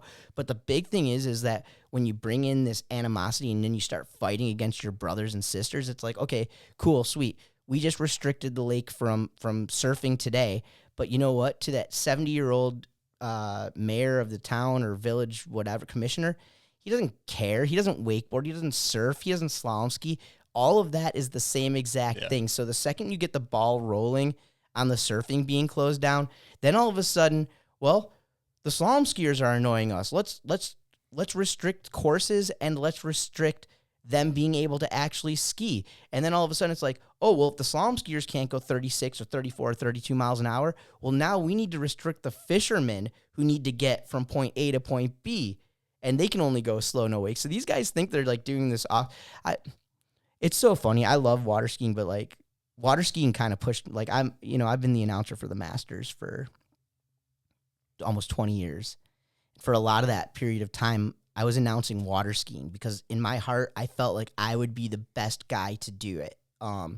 Because I knew a bit about the three eventers and a bit about the sport, but I could talk to everybody. And I thought that like people would see my passion for towed water sports in general. Like, yeah, you think he's a wakeboard guy, but man, he just has a passion about family, being on the water, gaining exposure for the sport. The last year, one of the last years I announced water skiing at the Masters, I'm getting hate messages on Instagram from water skiers. Oh, yeah? Were there any good ones? Yeah. I mean, hurtful enough for me to ask to be pulled from announcing it. Because what would they say? That you're not the guy or what? Just that I don't know what I'm talking about. The one guy called me a used car salesman. He's like, all you do is promote the sponsors. And it's like, who do you think's putting on the event? I'm like, I understand it, but you guys are begging for a live webcast. I need to make sure that the dudes who paid for this live webcast, they might be listening once today. I could say their name 50 times at an event, but they might be listening once. And if that one time they were listening, they didn't hear their name, they're going to come to the organizer and say, hey, what did I pay for? Yeah, I tuned in for 4 minutes. I didn't hear my name. What gives? What did I pay for? Shit, I yeah. put all this money into this event, and you guys are literally talking about something that's way over our heads. You're talking to 50 people who all paid cost for their products. They go and they, Or they, getting it for free, yeah. or get it for free. And also, the actual athletes aren't the ones hating on me. They think it's exciting and fun and funny and passionate when somebody like me is out there and talking for them or about them or on them. I've never had like a skier be so angry at me because I couldn't talk deep meters or fin settings or anything like that, because honestly, the 99.9 percenters who actually spend the money in this industry, it doesn't matter until you make it a matter, Yeah. So that's always like been kind of who I go to. Anyways, yeah. So No, this is actually a great transition to get into announcing, because I got another Patreon question from Kevco, who we mentioned earlier. Thank you to all the Patreon members. You guys' support really is what keeps this podcast going. So thank you for being on the Patreon. Kevco is wondering about the first time you were announcing. He's saying, looking back, are you surprised they let you announce your first pro wakeboarding event when you had no experience, and were you nervous at all? yeah. So I always have this joke that I was discovered in a karaoke bar. And I swear it's kind of has a little bit to, it's like kind of a joke, but it's also kind of true.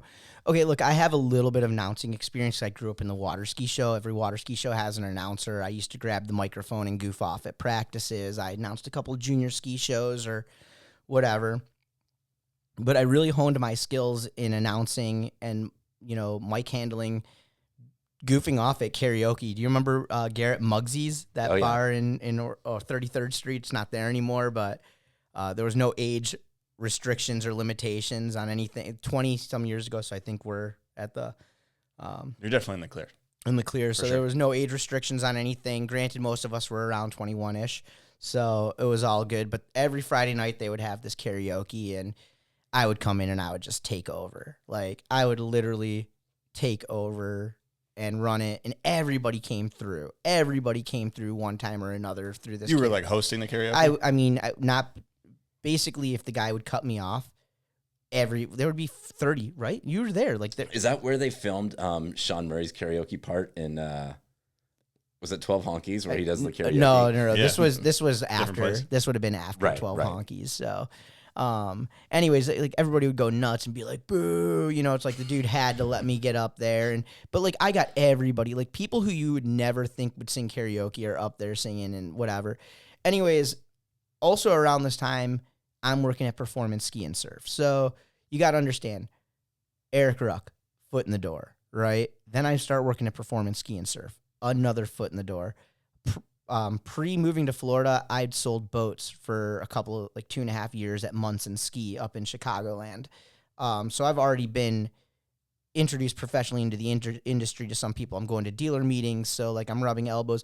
And when you're 18, 19 years old and you sell a few boats or whatever, the reps recognize you, know you, and all that. So I recall, because I was at the 02 Worlds, 03, 04, probably I was, they were all at like OWC, and I recall Chris Bischoff offering me an opportunity to announce before I did it. And then I finally, summer of 2005, I accepted an opportunity because Nationals was in Wisconsin, kind of close to my hometown. So I accepted an opportunity and I did it. It was horrible. I really wasn't that good. Like, I didn't have flow or anything like that. And, I've never been the most amazing trick caller, although some people might say different. But especially back then, it was just hard to, the sport was evolving and the tricks were changing and stuff like that. But, after 2005, after my first Nationals, it's funny because they did invite me to announce Worlds that year, but I didn't announce. I was at Worlds working at the Performance Ski and Surf booth, but I didn't announce Worlds that year. In 05, I only announced Nationals. It was 06 when I started when everything started popping onto my plate. It was so crazy. I was getting every job. I didn't get Hawaii. Tyga went to Hawaii that year. I didn't get Hawaii. But I was getting everything in the U.S. I got Pro Tour, Nationals, Worlds. So it happened pretty fast. When you're in, you're in, you're the guy. It was crazy. I mean, it was so good that, like, even sub events, smaller events, Texas, board shorts, bulls and bikinis. Out of the 2006 Worlds, Aaron Grace comes up to me. Don't know this guy at all, except for the photo of him that was hanging at Performance Ski and Surf and who he was. Invites me to go on a road trip with him. He's like, "Hey, would you announce the final slideshow this weekend in Houston?" And it's like Sunday of Worlds, and the event is Saturday. And I'm like, he's like, "Yeah, just screw your flight, hop in my car, and we'll just tour Texas." And we went on the Texas Tornado Tour. The jobs were coming great. The industry was flourishing. Boats were selling. There was a ton of money coming through. I was doing. My head got so big with announcing, and the opportunities were coming, and the money was there. Like, it was crazy. It was so good that in May of 2007, I was such a hot shot that I decided the best idea for me would be to quit my full-time job at Performance, where Bill Porter was super cool and lenient with scheduling. And circling back to that, probably the biggest mistake of my life was quitting Performance in 2007. I should have just gone down to like 2 or 3 or 4 days because I was too proud to go back and I needed it. I literally, a big theme of your show is that people talk about, I'm sure you hear it, is you always ask people about the money and stuff like that, yeah. and that's okay. And I get it. I put a lot of events on, and we put a line item on everything. We try to pay everybody because I want this industry to be a place for people who work so hard to have an opportunity to make a living. And I've fallen, and we'll talk about this in a little bit, I've fallen into that situation with announcing where I've lost jobs, not to somebody who undercut me, but to somebody who literally did it for free, But anyways, I'm working in, I got all these announcing gigs in 07. I'm getting paid way more than I deserve to travel and announce. And then the bottom falls out of the industry. And while the events didn't go away, the monetary opportunities went away. And it kind of went back to where you were lucky to travel. For me, like, I would get I would get paid, But, like, looking back upon it, it was like nothing. You think about it. If I left on a Wednesday, announced Thursday, Friday, Saturday, Sunday, lost my voice, got home either Sunday night or Monday, and then I would have Tuesday, Wednesday, maybe Thursday before I had to fly out to the next one or whatever, maybe make $500. Yeah, was I making more than Austin Hare did that weekend? Yeah, you know what I mean? And he probably deserved it more than me because, but it was like tough, just breaking even.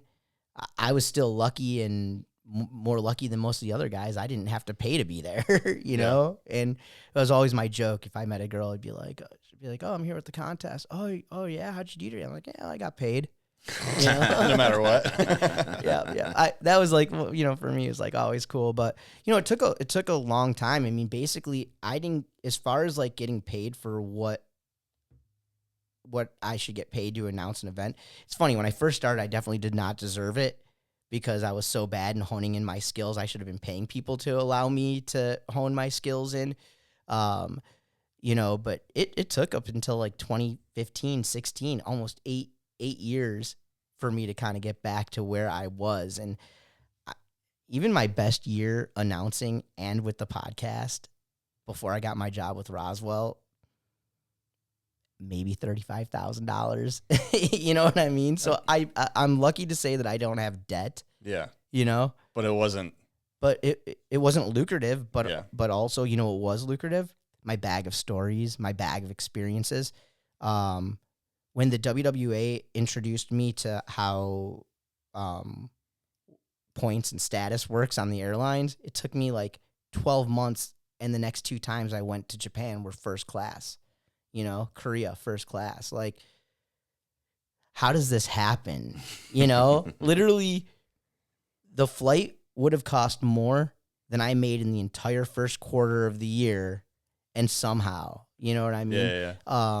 But to be able to have gone to these places, the Philippines, how the heck would I have ever gone to the Philippines? It means so much to me to go to the Philippines too, because my other biggest passion in life is something that's kind of came from the Philippines, like yo-yos, so like I had no idea that was a Philippine origin situation. No. So, I've been to Mexico 20 sometimes, I've been almost every state in the U.S.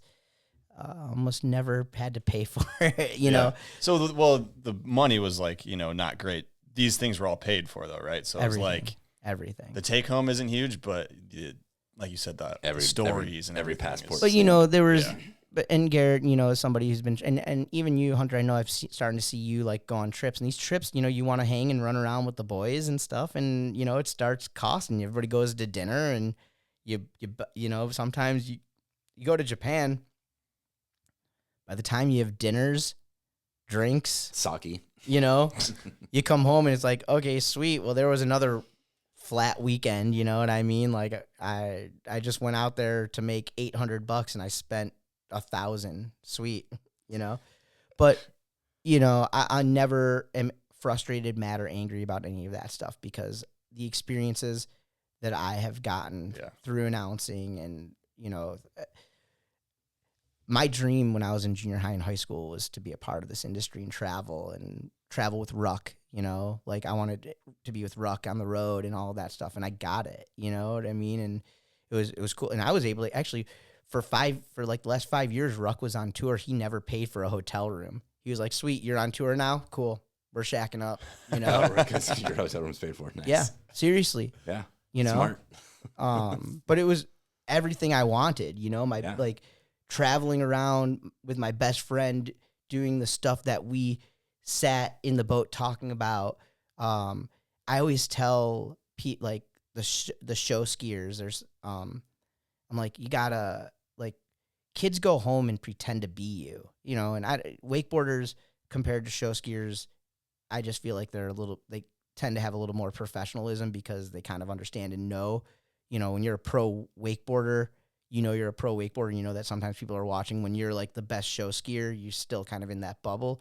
But I'm just like, dudes, kids are going home, tying a rope to the tree and pretending to be you. So, if they see you do, cussing, drinking, vaping, not saying don't do this stuff, but kind of know and time and place, yeah. Like everything. Did you ever keep a tally of how many events you announced? That's a good question. I probably the last time that I wrote a resume would have been around 2012, and it was insane. The amount. I mean, think about this. Between 2006 and 2014, I would announce, on average, it was 3 to 5 Pro Tour stops a year. So let's just say 4 Pro Tour stops. Okay. Then you add in Worlds, you add in Nationals. Then all of a sudden, around 2013, I started doing regionals every year. And then all of a sudden, I was doing Wakeboard Nationals and Wake Park Nationals, and Wakeboard Worlds and Wake Park Worlds. And then wake surfing came in, and now I'm announcing wakes. You know what I mean? Did you ever do any of like the toe jams or any of the? I was toe jam. I was at the first toe jam, and then I announced for like the next. Yep. You know. I remember. Oh yeah, I remember sitting in the booth with you. Yeah. Yep. Toe jam's another one that toe jam is one where my heart was really hurt because wake skating was my deal. When my dad unleashed me, like I graduated high school and went on my own. Now I'm paying for my own gas money. First thing I did was I went and bought a cassette. I love Thomas Harrell. I love wake skating. And in the early days, a cassette was just so into it. And if I wasn't at ski practice, I was wake skating. Like that was my thing. Like I looked at wake skating like I thought wake skating was going to be the thing that really took our sport into another. Just a lot of people did. That was Yeah. like a very common thought. Yeah. So the thing with wake skating was though is there, and you appreciate it, but like just like with what I'm seeing in wake surfing too, a lot of wake skaters, they're not like wakeboarder like wakeboarders now are different than the wakeboarders that came up around my time. When in the 90s and early 2000s, wakeboarders were water skiers or show skiers, you know. They weren't bred into wakeboarding like they are now. And so even like wake skating, like even like you look at Thomas Harrell, who's like so core, but like he has a history, you know what I mean? So whether or not he's new crew, whether or not he's trying to put the past behind and evolve the sport, you know, he's still The roots. Yeah. If Andy Mapple or Sammy Duvall walk into a room, Thomas Harrell is still going to show respect, you know?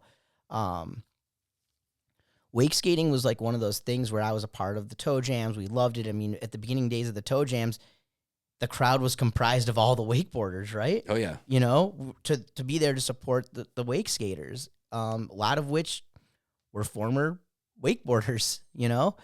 The tricks got behind way too ahead of me, and nobody wanted to give me time to, and I'm not like complaining about this, but like there were times where it's like, guys, just come sit next. Like, I don't think that in some cases people understand the value of having somebody like me behind the microphone. It's not so that people don't hire me so that I can be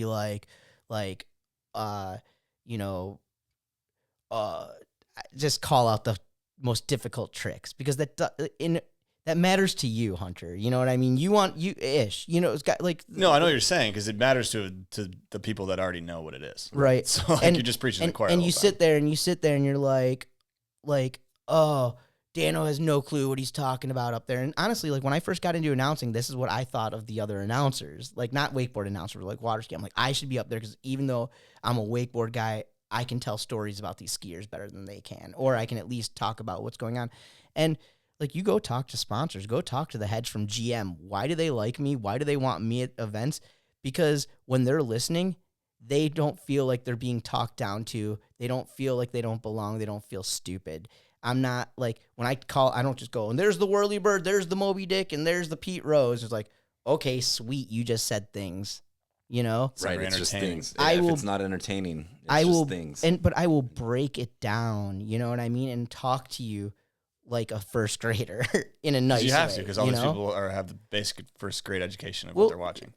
You know, and you can't blame them, you know, but like it's like I can't think exactly off the top of my head, but there were times where I've been sitting in circles, you know, years ago, where it's like, I have no idea. Like, man, I can land a flip. I'm probably like the 5th best person in this room, but these guys, you know, the shop talk in here is way over my head or something like that, you know? So yeah, and with wake skating, I loved it so much. I still do. I love wake skating. In fact, I added a wake skate contest into one of my contests last year just because it was always been on my bucket list of things to add to an event. But when I'm at an event, I'm there, like, you can talk as tech as you want, but what I'm there to do is to fill up the air in between and fill in gaps and speak to people, because you don't want to sit there all day, and especially if you're really into the tricks, you don't want to sit there all day and be like, oh, we want to thank PCM Marine. You know, you're a wake skater, you don't even care about PCM Marine because you think that the boats don't matter, you know? But it's my job to make sure that the guy from PCM heard his name so that he can throw that extra cash back at the event 100%. And stuff. I got pushed away from wake skating, though, because they didn't. It was crazy because every year I'd get invited back, and then it's like one year I knew the writing was on the wall because at one of the toe jams, like, some of the kids, like, I remember one of the guys, like, yelling, like, swimming out into the middle of the lake. They were judging at the projects. Barley was out there, Kevco was out there, I think Silas was out there. I'll never forget because I was like, I cannot believe this angry wake skater just jumped into the lake, swam to the judge's dock, and I could see him yelling and pointing at Byerly. And I'm just like, and I honestly think that was like the last year of Toe Jam too. I'm like, because it's like, I get how important this is to you, but do you know what Byerly, like? Were you announcing at that point? Yeah, I was. The play-by-play would have been through the roof on that one. I was announced. No, I wouldn't have exposed what was going on there. Oh, that would have been great entertainment, though. They definitely wouldn't have had. This guy's up in Byerly's face. He swam to the dock. I do have an awesome Toe Jam story, though. Let's get into it, because I want to ask stories about some of the things that Dan has announced. Toe Jam one year, I get a call from Dishman. He's like, "What the heck?" Sean Dishman is one of these dudes behind the scenes who's, because of Sean Dishman, so many of us are better people and have had employed and had real careers and got to travel the world and this, that. But anyways, I get this call from Dishman. He goes, "I don't know what you guys are saying right now, but you stop it right now." He goes, you know, and like the words like coming at me were like, "What are you doing? Like, this is insane. Like, you need to stop."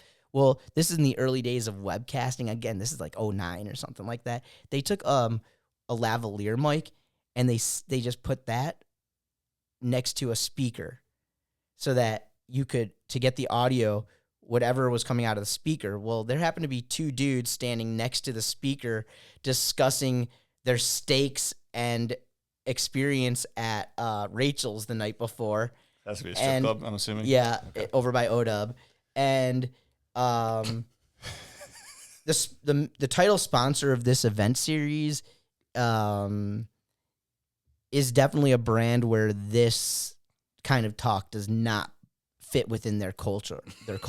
That narrows it down. Okay. So I'm getting yelled at. I'm like, dudes, I'm 30 feet from where whoever set that lapel mic is. So it's not me.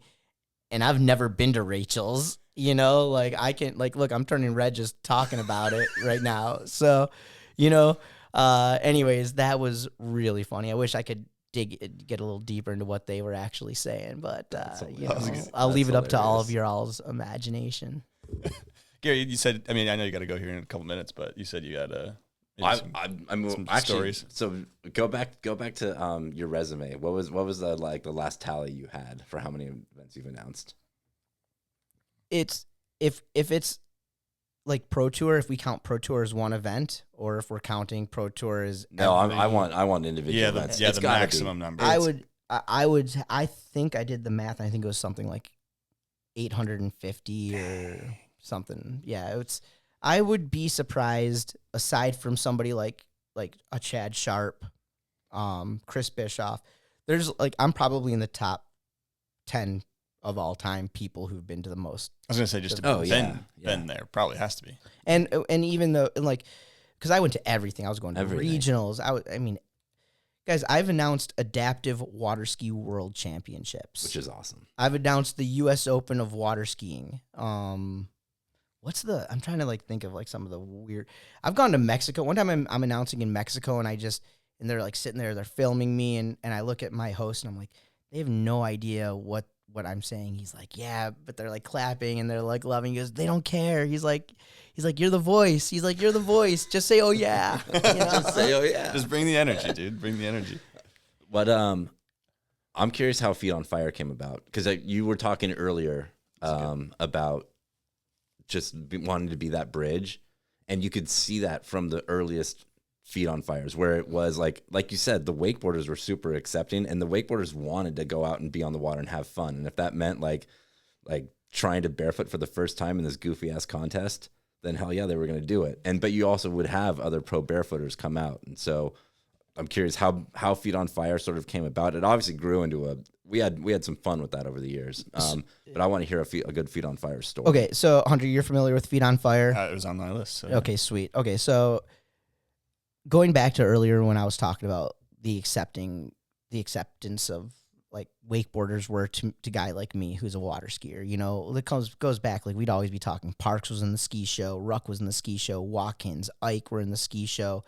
JD Webb has a barefoot ski show background. Sean Watson has a barefoot background. Shane, you know, like you start digging into it. The list is long. You start digging into it. So we would finish off our sets with a barefoot shred, always, like 20 years ago, 20 plus years ago. And one day it's like me, Watkins, Ruck, Parks, maybe Ike, we're all in the boat, and we're talking and laughing about like what we're always doing with the barefooting, and like we're kind of like making a joke like how this group of wakeboarders are probably as good as the you know. And anyways, so we're like, oh man, we should throw our own barefoot contest, you know, that's just wakeboarders or people like give you an example. Hayes Wheelis from Red Bull. Hayes is like kind of like a team manager. He's like a facilitator, team manager. He's like a higher up guy. But Hayes would always, he's like the guy that took care of Parks, and Hayes was a barefooter, you know, and like, so getting like Hayes involved, ex-show skiers that were facilitators and the whatever, we all got to get, the biggest thing was like Ron Scarpa, Mike Seipel, like the legit barefooters weren't allowed to. And then again, this was a different time, and I don't condone this anymore, but we would even it out. So like if we had like some Cypress Gardens skiers there, guys like Hunter Hansen or anybody like Zane that, Schwenk, you know, we would even it out. Like these guys who were on a whole different level than us, we would even it out. You know, we would usually float a keg by, you know, Step Up Productions would sponsor us with a keg, and we'd usually float the first one by the event started at 11. Yeah, by noon we'd float our first keg. And yeah, Chick-fil-A would sponsor us with the Chick-fil-A sandwiches, and we would get the Monster would hook us up, and we would make shirts. But, you know, basically Watkins and myself would organize it every year. And the whole idea was tongue-in-cheek, bring everybody together, throw the best freaking party. Chris O'Shea, another insane barefooter. Really? Yeah. really, yeah. Oh, my God. Insane. I mean, I'm not that surprised, but I just didn't know. Dude, first Feet on Fire, Byerly steps off of a wake skate, like the hard way. Like I could jump off of a wake skate, but Byerly literally stands like forward on it, puts one like the wrong, like crazy, dude. But you know you've got something going when Byerly is participating in it. You know, he's not even like literally. Byerly has probably participated in more Feet on Fires than he did in Wakeboard World Championships at this point. It's not a lie. Okay, for the listeners that don't know what Feet on Fire is, what is it and what's the format? So obviously it's barefooting, but like what's the format? Okay, so the deal was like when everybody was done with their practice training shreds, we would barefoot. But none of us we wouldn't wear barefoot suits or anything. We just go on our board shorts or whatever. It's old school style. I mean, the guys who taught me how to barefoot learned in jean shorts because barefoot suits weren't really a thing when they learned. So we come up with this idea, like, what if we throw a contest? It's going to be so tongue-in-cheek. It's we'll do a head-to-head barefoot endurance, so we'll run figure 8 so that we can get through it quick because none of us are going to make it over the waves. So explain. So the boat is doing a figure 8. Yeah. So then you're going to cross over your wake at some point, which makes it hard. So the two skiers start on a ski, or a board or whatever, and there's a certain point you have to be off your board or your ski by that point and on your feet. Okay. And then the boat continues around and it goes in figure eight. So it goes back over its wakes and stuff like that. But again, in board shorts, you have to do this, which in a barefoot tournament, it's like I like that rule. Like barefooters, like a real traditional barefooter would be like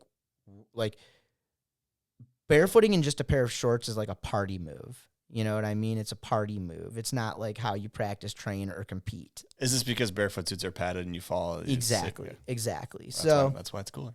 Anyways, the main rules at Feet on Fire were board shorts, life jacket. You had to wear a life jacket.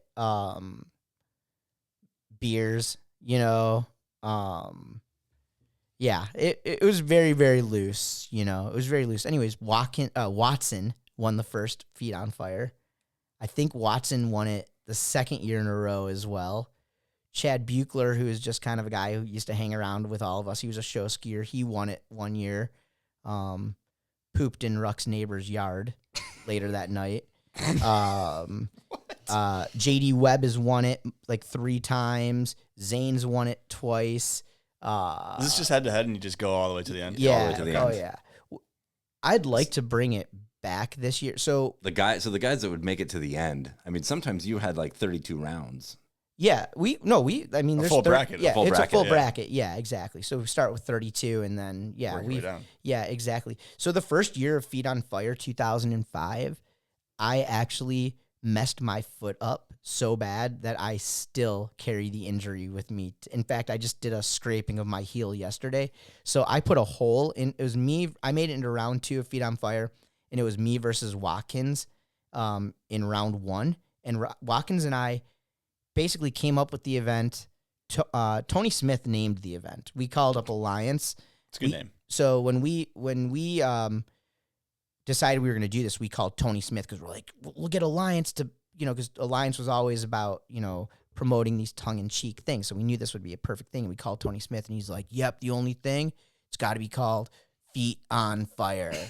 And it's like so funny because I bet you he doesn't even remember or know. So yeah, Tony, if we ever make some money off of it, we'll definitely remember to take care of you. But yeah, Feet on Fire it's the event everybody wants to be on. Everyone wants the invite to it. We went strong. We did 05, 06, 07, 08, 9, 10, 11. I think we took 12 off, 13, 14. I think I came back like 16, 17, 18, or 17, 18, 19. I remember you brought it back when I was at Wakeboarding Mag, and then I would use Waterski Mag's budget to go cover some of it. Yeah, and we thank you very much. And we thank you very much. That was hard. It was hard because I was like, oh man, it's like a alliance thing and stuff like that. But finding budgets for a wakeboard barefoot tournament is You got to take it where you can get it. yeah. But actually, it's funny. Feet on Fire is usually the easiest event for my girlfriend Jane and I to sell out of any of our events. Dude, I don't know, man. To me, I'm thinking about it, it's sick. It's a bracket, moves fast. It's gnarly. Oh yeah, no, it's awesome. It's got good slams, I'm sure. It's funny, but the reality is nobody's buying a boat because of Feet on Fire. Right. Like we run a grassroots wakeboard wake surf series here in Orlando with Danny Harf and Nautique of Orlando. And we're literally developing the future of wake sports. Like if you go and look at who rides at our events and then go look at regionals, nationals, worlds, like regionals, probably 80% of the people riding in the Southeast regionals come from our events. Nationals, probably 40% of the people at nationals come from our events, and worlds, 20%, pretty decent numbers. The event I put on up in Wisconsin, Twin Lakes Cornfest, I can literally show you proof that we have the biggest event in the U.S. right now. I mean, we sold thousands of tickets. We literally sold thousands of tickets. No matter which way you look at it, you can say, oh, this one got more hits or views or whatever. Human bodies paying to walk through the door, $10 a pop. I have the receipts for it, you know? But it's like, if I don't talk about Feet on Fire South, sponsors are just like, We don't really have much budget. A little bit, little budget. Yeah, the Feet on Fire thing to me is like, it's not a boat sales event. It's like a content entertainment event. So you just got to get the sponsors that are more interested in like, I don't know, those things could do views. It's a dude. lifestyle. People eating shit is great. It's a lifestyle thing, yeah, for sure. Well, and barefooting is anybody can most boats, barefoot. you go Anybody fast can enough, you're good, barefoot. Anybody can barefoot, and honestly, if even safely, like you're a 70-year-old guy and you want to know what it's like to glide on your feet, hit up the World Barefoot Center, I feel like I see a lot of older dudes footing. Yeah, well, like, you just don't give it up and stuff, and it's a great workout. Go and take a 3-minute pull barefooting straight, and it'll feel like you just spent 45 minutes in the gym. Yeah, I've still yet to foot. I've never footed either. Yeah, let's go, guys. We shouldn't have said that out loud. No, we should not. We'll teach you guys. We won't use a boom for you guys though. For you, Garrett, we can use a boom. But Hunter, I'm old. you're young. You can still take and give us some good. Yeah, no. If I'm doing it, I'm doing it. Nice. Board shorts. I'm doing it. I mean, Jeff. One of Jeff McKee's personal highlights is still the fact that he entered one of the Feet on Fires after just being there to party for a couple years. When you started requiring like a step off of some kind, I think. Oh, or he wanted to do. Yeah, a no. step Everybody off. wants to step off, And so the he ski. stepped off. So that's where you get up on a ski and then step off into your barefoot, and you have to do it obviously by a certain buoy point to start your figure 8 laps. And We keep it loose, Yeah. but there's got to be some parameters. Jeff made his step off and was so stoked, because I think whoever he was competing against probably missed their step Right, off and so fell. he made it He made it through to another round. Basically, got to buy around. But Dude, he got to like foot, get a little bit of a glory lap in, and But still- what about the all-time greatest clip out of Feet on Fire? See, that's what I want to hear. So you're gonna have to go on the Feet on Fire Instagram or on my find Instagram. You'll find it. But all I can say, George Daniels. Somebody just told him what to try. It was first things first. I love watching wakeboard people. Well, and George is known for his acrobatic falls anyway. So here's the thing, though. Like watching somebody who's never rode a slalom ski. Okay, like most wakeboarders or wake skaters can usually get up on a slalom ski first try because they just understand the dynamics of it.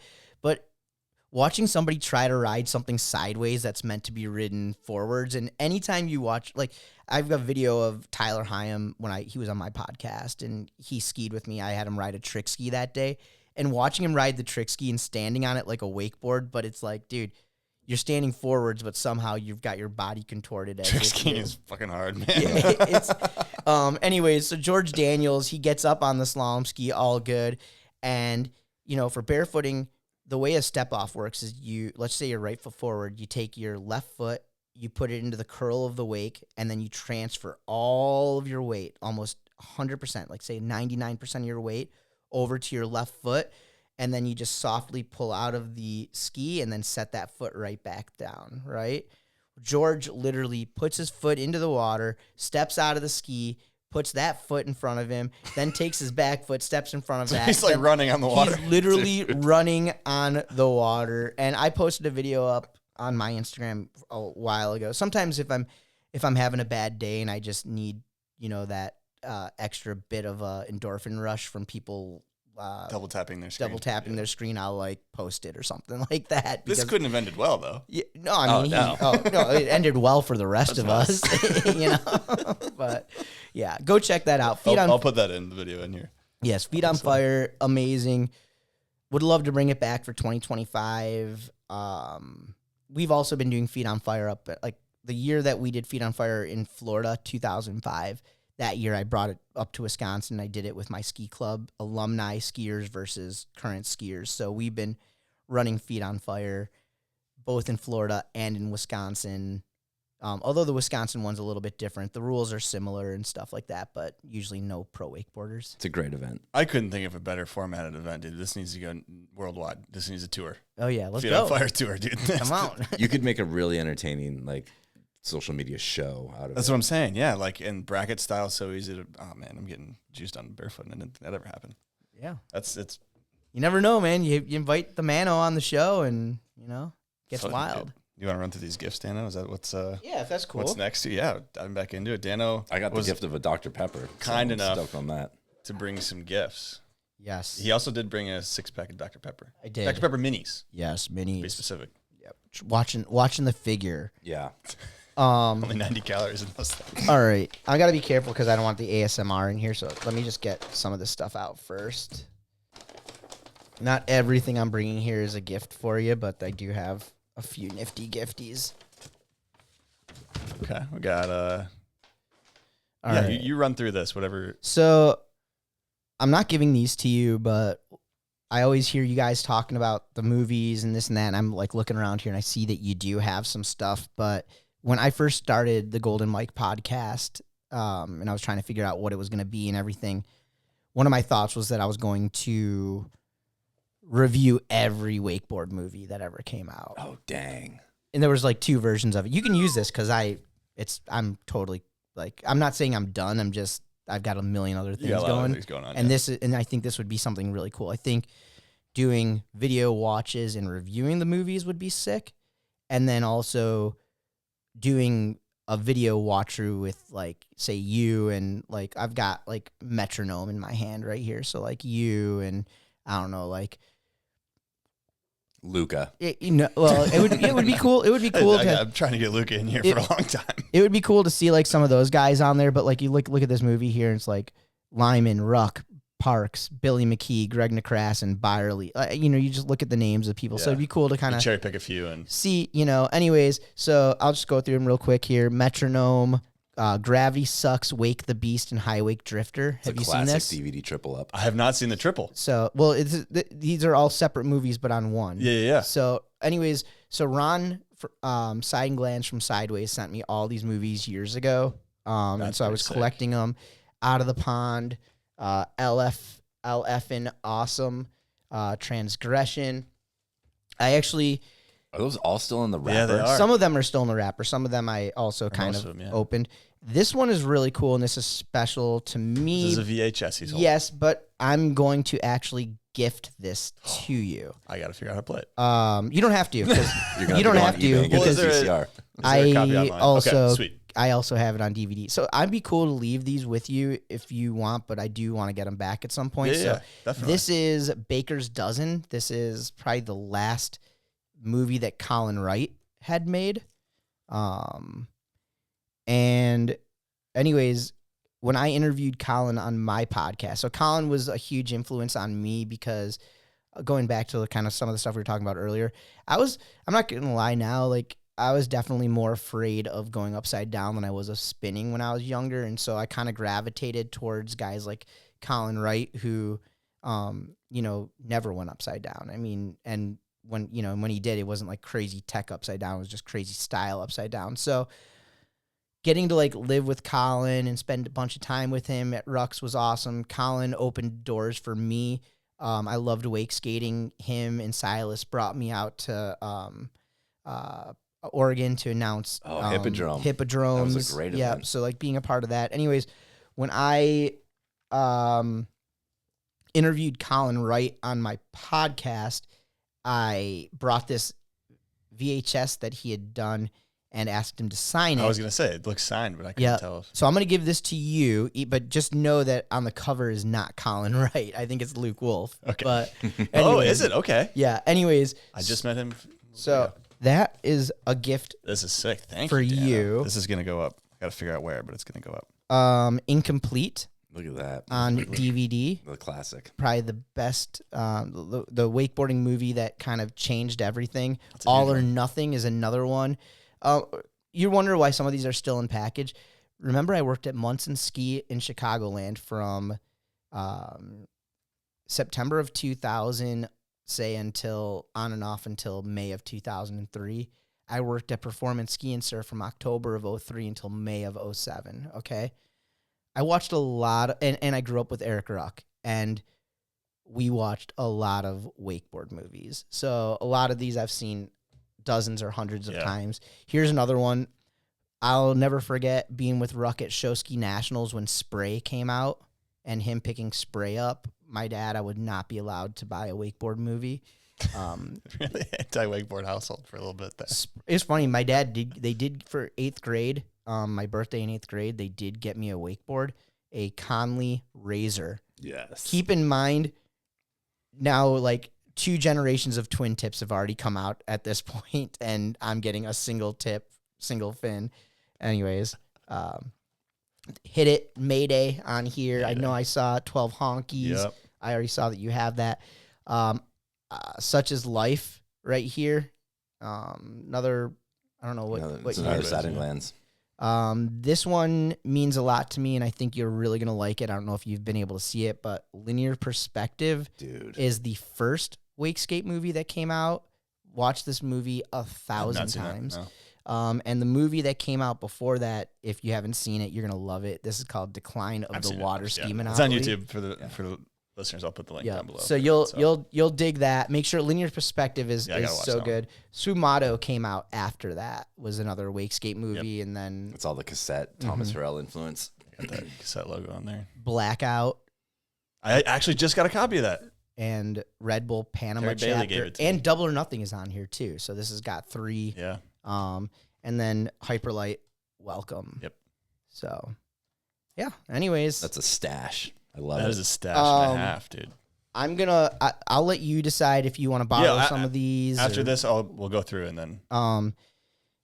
Some other things I wanted to show you. This is from my travels when we did Wakeboard Worlds in Japan.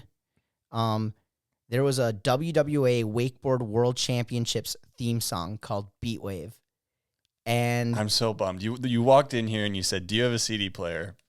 Answer for me, obviously no. I'm bummed that I don't have one right now. You've got to give this stuff back to me at some point here, okay? Except for that Baker's Dozen, and then I also have some other gifts for you. But like, I'm gonna leave this stuff with you because this is like, well, I need to figure out. If this isn't already on the internet, you should be the guy to figure it out. I'll throw it Okay. out, dude. No problem. That's going on the Patreon. Oh yeah. Here's another one of my memories from Japan. I just thought this was baby. just so cool, like just to show you how like some places how they just do it right. They were 100%. Yeah. giving out Oh, is that that is Shota Shota? right on This there. is a fan for fans of Shota. I love it. This is literally a fan for the listeners. It's like We need to get Shota to sign that. It's pretty cool, right? Yeah, that's sick. So yeah, I mean, I was like going through my stuff. I'm like, oh man, I already brought too much stuff, but I was like gonna keep bringing more and more. Anyways, I also just have a few gifts You got a second bag. Yes, I have a second bag. Let me just pull everything out of this real quickly. So, sorry about the ASMR again. You big ASMR guy? I'm not, but I don't know how to do it. Look at this. This is freaking full. all right. For you, We're just talking Feet on Fire. Feet on Boom. Fire This is- sticker This is going right on the front. and a Feet on Fire button. Then for your listeners, I don't know if we're going to get into it or not, but I'm a co-founder, co-owner of a Lake We Lifestyle. were going to get into it. So Very I'd say cool. maybe just do it right now. What is Lake Lovers? Because Lake you got the Lovers. stuff out right here, right now. Yep. So I've got some Lake Lovers gear here. Lake Lovers Club is something that myself, my girlfriend Jane Levy, a good pal of mine, Jared Meyer, who's also one of the founders of Twin Lakes Cornfest. We started this, in 2021. Our event, Twin Lakes Cornfest, which was on its way to being one of the biggest, most well-attended, most well-thought-out and put-together towed water sports events of all time. In 2020, when we realized, finally by June that it wasn't going to happen, and we finally actually put the kibosh on it. Moving forward, later in that year, starting to think about 2021, writing was on the wall that maybe events weren't coming back, but we wanted to still make an impact on the industry. And you always see Salt Life stickers, and you always hear BT making fun of people with the Salt Cole Life Van stickers. Hoff was all in on that one, So dude. we wanted something that represented people like us, a Lake Lifestyle brand that was cool, that wasn't just if you look right now for Lake Lifestyle stuff, most of the stuff is pretty cookie cutter, Pretty cheesy. Pretty corny stuff. yeah, well, and they usually it's like some some logo that was already made that they just plugged in, their stuff. All of our Lake Lovers Club stuff is, it's from the heart. We either have artists make it for us or we come up with it and have somebody draw it out for us. But essentially it's an apparel company for lake lovers, water sports enthusiasts, whatever, but attached to it as well. We're not a charity or anything, but we try to do good things. So we've created resources on, you always hear people talk about pass the handle, learn to ski. but a lot of people don't really know what that entails. So we actually have a full resource that walks you through every bit of Pass the Handle, from what you need, costs associated with the amount of people who are doing it, pre-media, media during the event, and post-media, stuff to gain exposure. I mean, if you're going to do it, some people are doing it just to get patted on the back, but if you're doing it for the right reason, or you're doing it to get patted on the back, it's a good thing to gain exposure for it, you know what I mean, and encourage others to do it. So we've done that for Pass the Handle. We've also done it for lake cleanup. So we have materials so you can reach out to us and we can send you a one-sheeter on best practices and everything that you need to put on an awesome lake cleanup day, which we have helped encourage dozens of both. Our real dream when we first started it was that we would bring in enough funds that we could actually give resources to people who were going to put learn to ski days on and lake cleanups, whether or not they needed cameras to capture it all, or they needed funds to, buy garbage pickers or whatever it is, So anyways, you can dig in more on Lake Lovers Club. I'll obviously throw a link below. Yeah, lakeloversclub.com. But what I was hoping was that you would pick one for yourself to keep, and then you can use the rest of this stuff to hook up. So I brought you Lake Lovers Club hat. I brought you our Shred Sconsin hat, which hopefully Is a Michigander allowed to wear a Shred Sconsin? That's what where I'm going with that one. I Yeah, don't know. but, In what color is that? Green? Is that Packer green? Because I'm colorblind.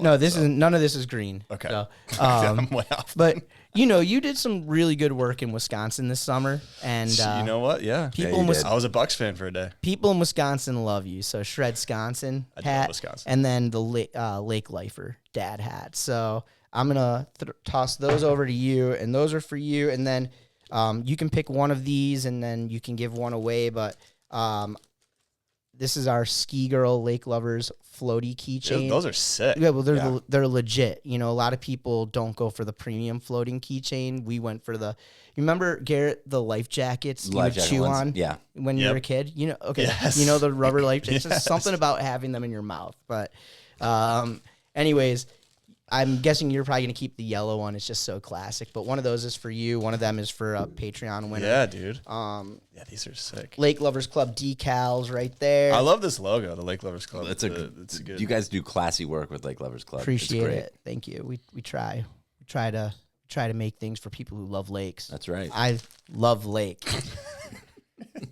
For those Can not you get watching, that on lakeloversclub.com? Yeah, Okay. you can't. I mean, this good was an plug. idea that I had for years, and it's so funny because if you get it, you get it. But some people are just like, "What?" Anchorman. Yeah. Yeah. So here's some koozies for you with some more buttons. Sick. And then the final gifts that I have for you is I do have some other passions outside of Toad Watersports. Toad Watersports, and that's like skill toys and making myself better every day, through some of this stuff. And, I'm an organizer of water sports events, but I also organize some off the water events and also include yo-yo at our Toad Watersports events. We've got the Florida State Yo-Yo Championships coming up in December, which I've been co-organizing and announcing for years. And I wanted to bring you a commemorative sticker and yo-yo.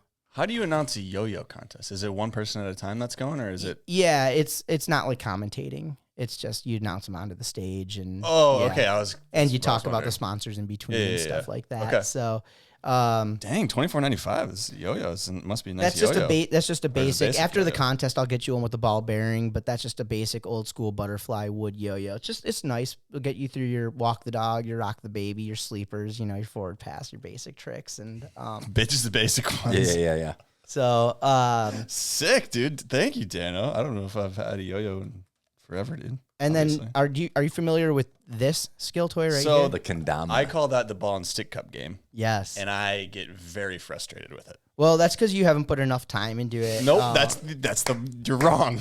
You're wrong, and that's Trust- why I get frustrated. Trust me on this because I've had one for over a decade.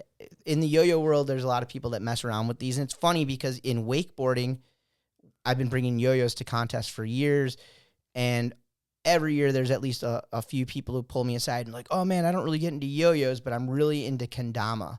Yeah. Jamie Neville, cable rider from Australia. Actually, he's pretty insane. And from what I know and see in the kendama community now, Jamie could have been probably a high echelon player in this game. Andrew Atkinson is another one. And there's also just a BT, Brandon Thomas. Oh, yeah. Yeah, There's Jeff see that. McKee. Jeff. There was a time, was this like 06 to 09, where so many guys on tour were putting those in their board bags. Really? Just sitting at the airport waiting for a flight. It's part of it's like a culture. It kind of like was popular. It's an old Japanese game, but like snow skiers, rollerbladers, snowboarders, like it was like anybody who is participating in sports in Japan would be messing around with this.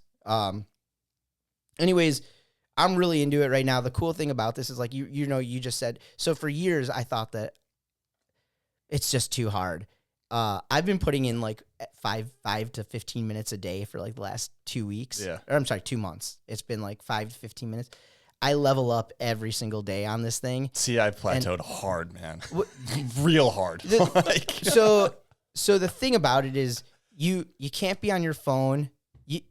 If you want to land a trick more than just landing on the ball or on the cup, yep. you have to, it's like you have to put your focus and everything into it. And I know for me, it's just refreshing because it's so hard to tune out from the phone or anything like that.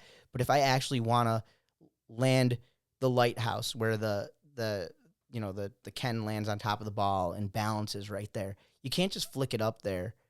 Anybody can do it, but it's not going to happen on your first or 10th try. You know what I mean? Yeah. Like you have to understand, you have to put everything into it and stuff. And for me, like I'm starting to see that like if I can do it on this, you can almost do it anywhere. And I know I know that it seems like a lot of time and a lot of effort and stuff like that.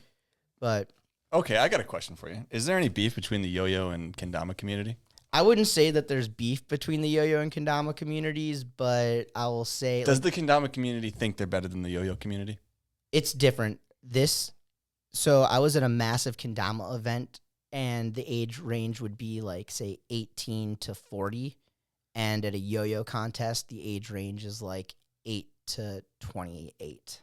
Oh, so the yo-yo's a young man's game. It's younger people, but the Japanese players of kendama are like eons ahead of everybody right now. So Really? Yeah. Well, I guess it's their native also, game. too, just so you know, just like wakeboards, the kendamas that you guys know, it's like riding a directional board. Mine's an Amazon find. It's probably a piece of garbage. No, this is a Sweets kendama. This is like this is more of their beginner kendama, but this is like honestly, this right here will be perfect. I compare that to a wakeboard. Could you compare that to a wakeboard? That one's got like the Liquid Force arrow. This core. would be yeah, like is that what we're talking this about? would be like this would be like Danny Harf's 2014 one.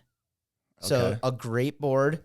There's still a newer model available with some But newer I could still technology, land a 1080 on this thing. but you can definitely 1080 on this. This will take you through 1080. This will take you to, double cab mob. Oh, You know. no, Anyways, tell me. See, now you're opening up this can of worms. I'm gonna start doing this thing again, and then it's a good thing. And for me, like I like it. I think like when you're sitting on the dock at the cable park, that's a good thing to have. It keeps people off phones too. I do get down with that. No batteries needed right No now. batteries needed. No, and you need to focus. You can't like literally be. Yeah, it's like landing a trick on another like a wakeboard. So I'm really into it and love it. Thank you, and Dano. yeah, That was yeah. rad. Yeah. That was rad, dude. Yeah. Thanks a ton. So, shameless plug though. December 7th, we've got the Florida State Yo-Yo contest here in Orlando. Okay. So, come on out, Desertland Park. I don't know where that is, but That's where the used to be Van Skate Park. Ah, R.I.P. Yes. over by the outlets. Yeah. Festival Bay, it used to be called. Now it's called Desertland. Remember, it was called the Artagon for a while? No? You don't spend too much time on No, iDrive. I stay north of downtown. I get it. No problem. All right, I think we dive into a last Patreon question from Ollie Derome. So we're getting back into some wakeboard stuff. Yeah, we can. Nice. Well, this is a little bit more broad than just wakeboarding, but Ollie's wondering, in your opinion, what has been the biggest change in the industry that you have lived or noticed? And on the flip side, what is something that has not changed one bit? Take it wherever you want. Miss you. Can't wait to listen. Ali is a coworker of mine. I don't know if you guys know this, but I'm a sales rep for Roswell Marine. Yep. And when I started with Roswell, Ollie started as well. We started on the literally same exact day. Really? Yeah. Yep. So he covers. I'm only Roswell. I only do one brand. Him, Jimmy Trask, Patrick Cern.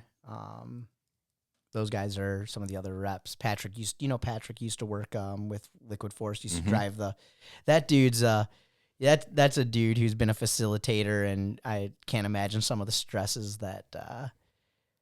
Can you imagine being the driver of the Liquid Force bus between, like, say, 2000 Trip across America. Yeah, 2004 through 2008. Get Sean Moore on this podcast too. He's here the one in who just Windermere. commented the other day about He's your neighbor. Okay, so jumping on to Ollie, let's take it one by one. First part of the question. What is one thing that you have seen change in the industry? Like the biggest change you've seen since you've been around? Man, I honestly, like, I don't know. I guess I probably need more time to prepare, but I would say, like, just event wise, how important they are, but how brands can kind of in their mind think that they don't matter, but they do. ROI, on that. Like, yeah, I'm sure the return on your investment isn't always amazing on an event. It's a gamble. But you could also argue to say, like, okay, yeah, will wakeboarding still stick around if Wake Awards goes away? Yeah, sure. But is it as cool? Does it feel as celebrated as it did for 20 freaking years? Right. No. Do you need a boat show to sell a boat? No, 2020, 21, 22 proved you didn't. But here we are. Boat sales are, not quite what they were 2 or 3 years ago. What's missing? People don't take the boat shows as serious anymore. Why? Because they just say, oh, it's like, look, best year we ever had was no boat show, events, getting people to events. Like, events are such a difficult thing to do, to put on. Nobody understands really behind the scenes what people like the WWA is going through and what they're really truly balancing. But it sucks to be at events that aren't well attended. That's on the participants too. People ride and they leave. Nobody's supporting each other, I don't know. It's community. It's what makes a sport real is the events. That's Community. what makes it real. Community Together. has changed, and I know it's social media and stuff like that, but I don't get the same. Personally, I can scroll through Instagram every single night and take nothing in, and I can go and hang out at a boat show or a contest, and even at a not well-attended event, and walk away with so much more, I miss the days of being at a contest and everybody's eyes are on the water for something, like, I get it. You want to keep it on your phone, but somebody's recording it, man. Like, why does honestly, you need everything? Like, what about putting your phone in your damn pocket and clapping your hands or holding them over your mouths in a microphone fashion and getting loud? You know what I'm saying? Yeah. You know how hard it makes it for me? Good thing I made it a joke. And the crowd goes wild, like, and like all 30 people are cracking up. They're like, yeah, the crowd went wild,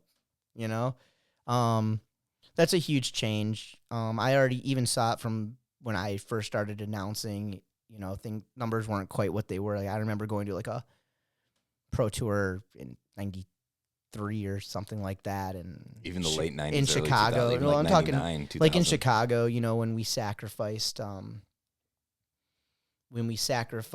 conditions, like nowadays the sacrifice is no crowd for good conditions in a lot of cases.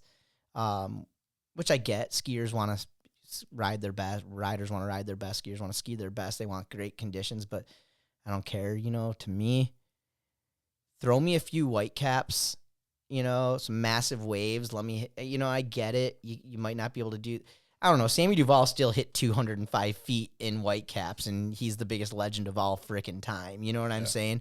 So, you know, to me, I would sacrifice my skills to ride in front of people. I think most personally. wakeboarders I've talked to seem to be mostly in agreement with that. They're like, you know, the conditions really aren't as important anymore. Yeah, but that's what you say, and then you end up at Lake Biwa in Japan. And granted, we didn't really, I don't know what the crowd was like back on that event, but we canceled it because it was so, I mean, granted, the waves were. I mean, there was into the within boat. reason, I think. But- you know, Safety issue. It's a But safety but issue. you know, like when I was a kid, you know, you go back in Navy Pier down in Chicago in a lock, and like that's where the course was. You were in a bathtub. that sounds sick. It was 10,000 people watching you shoulder to shoulder from the shoreline to, you know, 100 feet back. You know what I'm saying? When they said your name, that's what's so cool about show skiing and that people don't understand is like show skiers are some of the only people who still know what it's like to have an electric crowd, you know? It's almost forced. You know, you go to Twin Lakes and even a small ski show in Twin Lakes, there's 300 or 400 people there on a Wednesday night, you Yeah. know? It's wild. Yeah, I agree with what you're saying. It's changed a lot. It does feel to me like it's coming back a little bit. I mean, we have Brostat coming back next year. That's going to be huge. Red Bull did Wake the City this year. Like, there's some European events. It's definitely not like what it was in the heyday, but it feels to me at least like it's a little bit turning back. So And I'm not hopefully- mad about it. Like, I'm not like, oh, back in my day or whatever. You know, I get it. Everything changes and evolves, and you could Yeah. argue to say that, hey, maybe, you know, probably somebody has a stat that shows that we're getting more eyes on the sport now than ever. You know what I mean? But there's always I'm right there with you with events, though. something that somebody has to say and a reason this and that, you know. You are correct with that. You know, Yeah, no. I was at the World Yo-Yo contest and there was 500 competitors there. You know what I mean? And people are like, well, cost of entry is a lot less than wakeboarding. You don't need a boat. And it's like, okay, yeah, but the guy who can afford this $20 yo-yo can't afford the $1,000 flight from Canada to America and then the $400 a night hotel room to compete at the World Championships. You know what I mean? Right. So I don't know. I'm not trying to like talk trash or smack. It's just really, it's really hard right now. You've got sponsors you got to make happy, athletes you got to make happy, and spectators that you're just trying to get through the freaking door. You know what I mean? Yeah. And keep them there and keep them happy. So, yeah, miss some of the shoulder to shoulder, you know, electric crowds from the Yeah, days. definitely. It's electrifying for sure. What's something that has not changed one bit? Wake dads, creepers. I don't know.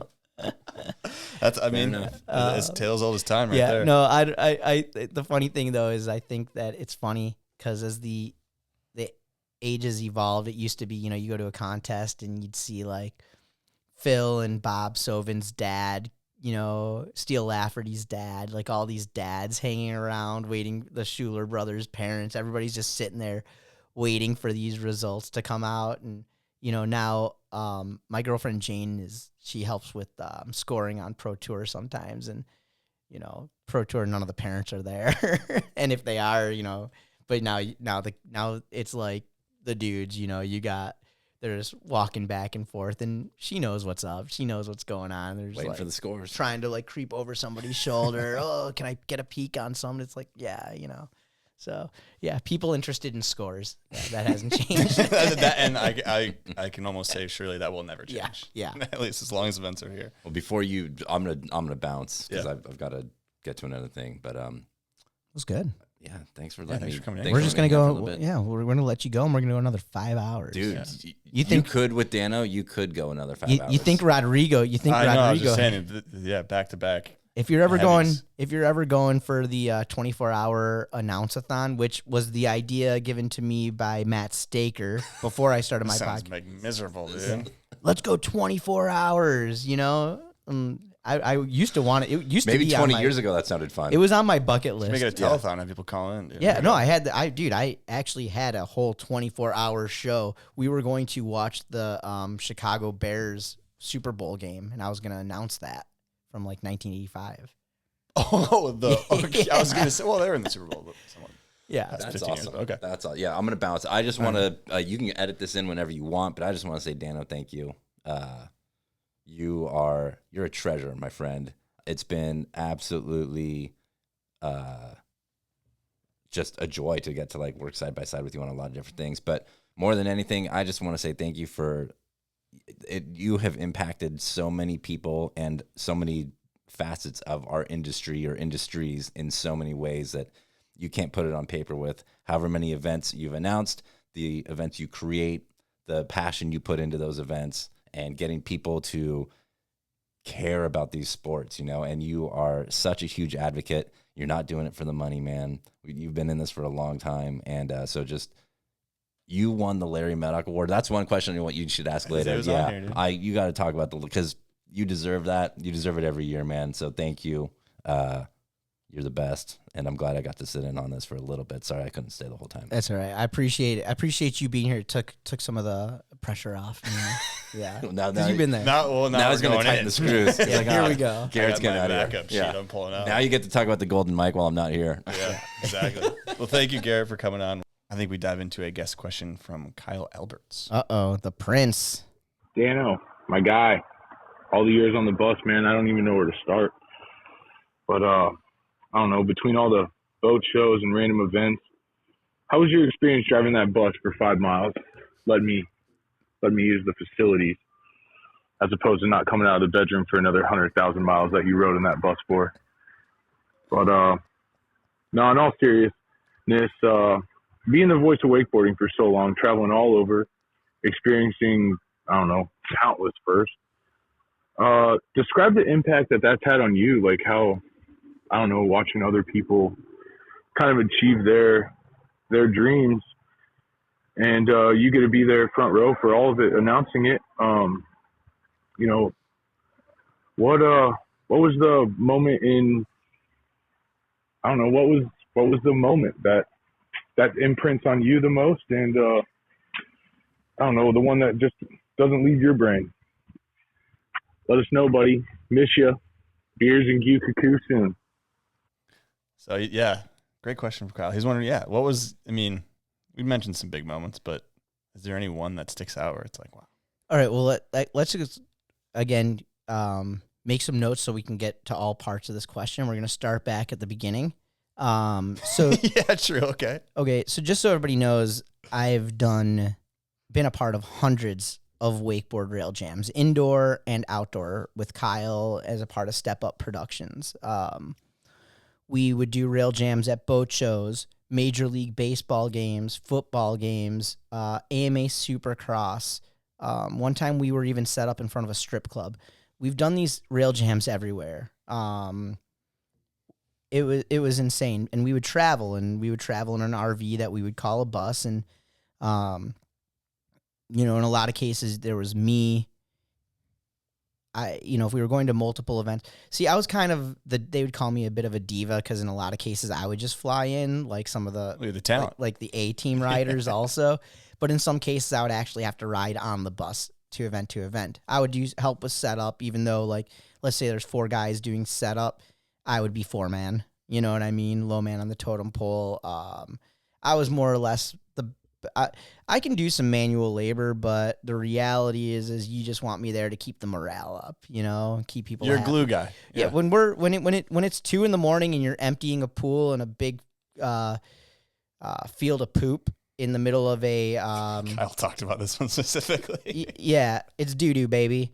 When you're in the middle of a rodeo stadium and the fire department at 10 p.m. after your last show says, go take a break because you guys haven't taken a break all day, we'll get this pool emptied, come back at midnight, and it'll be empty. And when you get back at midnight and there's 4 inches in the water, the fire department's gone, and the ground is so even that you can't get the water to go anywhere. Yeah. So there was definitely some testing times, but look, I can drive a boat, even though some people might call me, be like, oh yeah, whatever. I've got hundreds of hours. I've sold 80 boats in my day. I had to deliver those boats. I know how to drive a boat. My dad didn't, growing up, we had an outboard. I didn't really drive that much, but once I moved on, I did. I can drive a boat, can drive a car, I can drive a trailer. But usually I'm not the go-to. And I definitely don't feel comfortable driving the RV or the bus. And those guys knew it. And so like when I did have to travel on the bus, and I was I like to suck beers down too. And so and also that was kind of my move. It's like, oh, if I've had 5 beers, I can't drive the bus, It's a vet move right there, veteran move. So what Kyle's getting at is there was one day that him and I were in the bus by ourselves, probably driving. We were driving from, I want to say on this trip, we were driving from like a Journey's Backyard Barbecue, which was like a shoe store and a mall, and we would do rail jams at them. And at this one event, we were tasked with driving from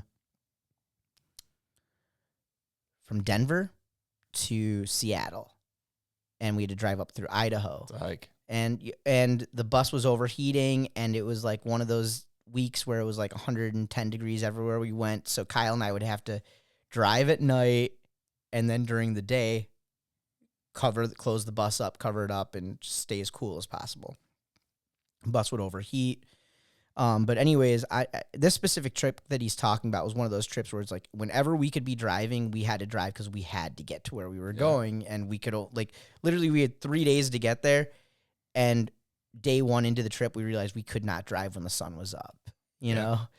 So anyways, I recall like being on a super straight road, and Kyle's just totally effing with me, and he's like has to pee, and those RVs you can actually kind of get out of the driver's seat and switch, and I don't know if you've ever seen this done. It's probably not smart or safe or whatever, but these guys nowhere straight road. I mean, he's like literally out of the seat and like, dude, I'm going to let go of the steering wheel if you don't take it right now. And so literally I have to jump into the, So this was a specific moment. Yeah, he's specifically talking about a moment, and there may have been 1 or 2 other guys in the bus, and everybody just knew, and they were just laughing. I never ever drove that thing. And then his joke about me, like I probably hold a record. There was this one time we were coming from Dallas back to Orlando, and we were going to do a straight shot. There was 3 people in the bus that could drive the bus, so it was going to be a straight shot, 19 and a half hours.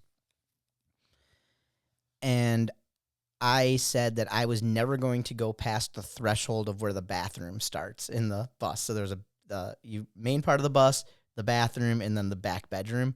And so I sat in the back bedroom sucking beers down and only coming out to go pee and just watching movies. And I'm like, it's like probably the worst dude to have on the road trip, because I'm not driving, and I was just drinking and stuff like that. But anyways, so Kyle and I, when he wasn't driving, he'd come into the back of the bus and just watch movies with me and stuff like that. And so I would always get called out. We'd get called out, and I think they started calling us Cuddle Bug and the Snuggler. That's tough. Yeah. They're like, hey, where's Cuddlebug and the Snuggler? I don't know which one of us was Cuddlebug and which one was the Snuggler, but so there's that. Okay, some good bus moments. Yep. And then and those rail jams were awesome. I mean, just different boat shows and just they also suck too, because our pools always had holes in them, so we would have to be like on 90-minute circuits, like coming back from our hotel into the boat show all night long, sucking up water, putting water. It was awesome experience, but there were some horrible situations too. And also, when it's -5 degrees outside, and even if you're inside at a boat show, the water's only going to be so warm. Oh yeah. So on to like the next thing that Kyle was talking about. And I've been so lucky, I have forgotten, that's so cliche to say what I'm about to say. So I've forgotten more than I will ever, or whatever, I've been a part of amazing things like, there's things that you don't even realize or remember how amazing they were, but, like Rusty landing the first 1080 in a contest. I was there. I got to call it, off a double up. The first 1080s that happened behind a boat wake to wake, I got to call those. Ollie and Harley. Yep. I got to call Dean Smith winning the underdog, winning the world championships. I've got to raise Parks' hand at the carnivals, no matter how much controversy or whatever, Lidberg, and I love you, Keith, but, that, they could have maybe run it a little bit different, but, that day you were there to make your way up through the ranks and take on the champ, maybe they should have run the main event the next day. I'm not 100% sure, but,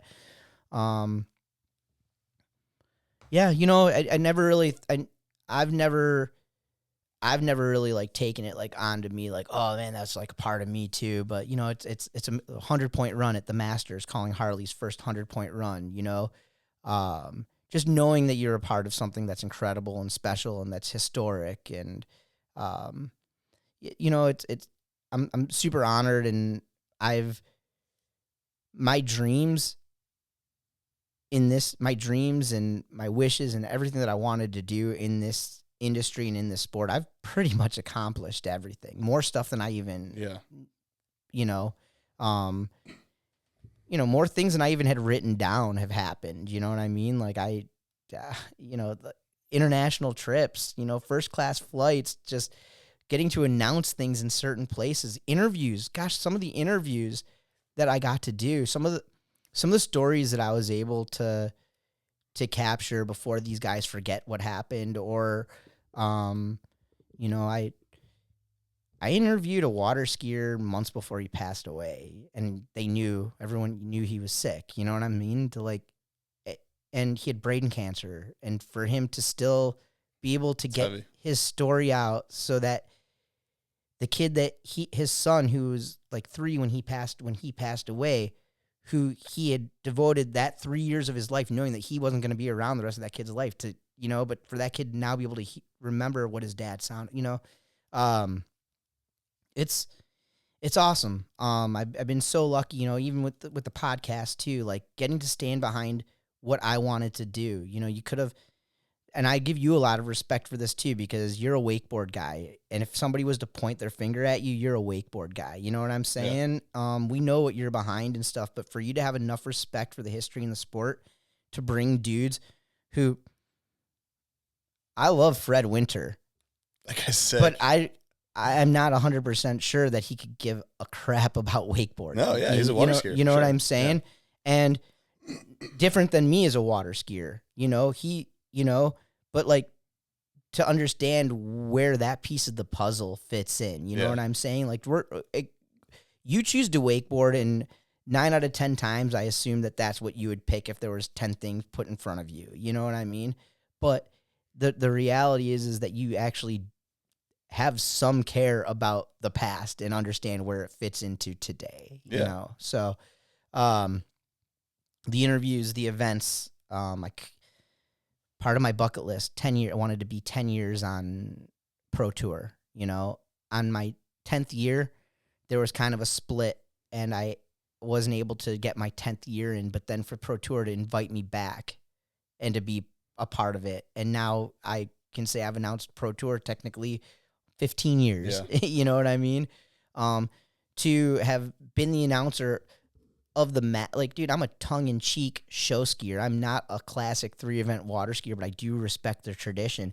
But to have been the announcer of the biggest, most prestigious water ski event in the world, a show skier from Bumble F, Wisconsin, who didn't even run a slalom course the first time till, years after I learned my first flip.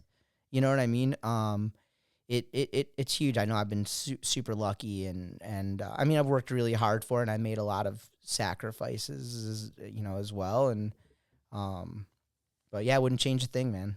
I got a moment I want to talk about, because you mentioned that, like, yeah, you're not the one, putting down these runs or putting down these tricks, but when you watch back events and moments in any sport, so you see a, 2-minute drive in football, the announcer's going crazy, they score a touchdown, extra point, they win. The announcers are part of that moment because they're building the energy, right? They're kind of coaching you through what's going on, making the moment bigger than it is just if you were to just watch the football play. You know what I mean?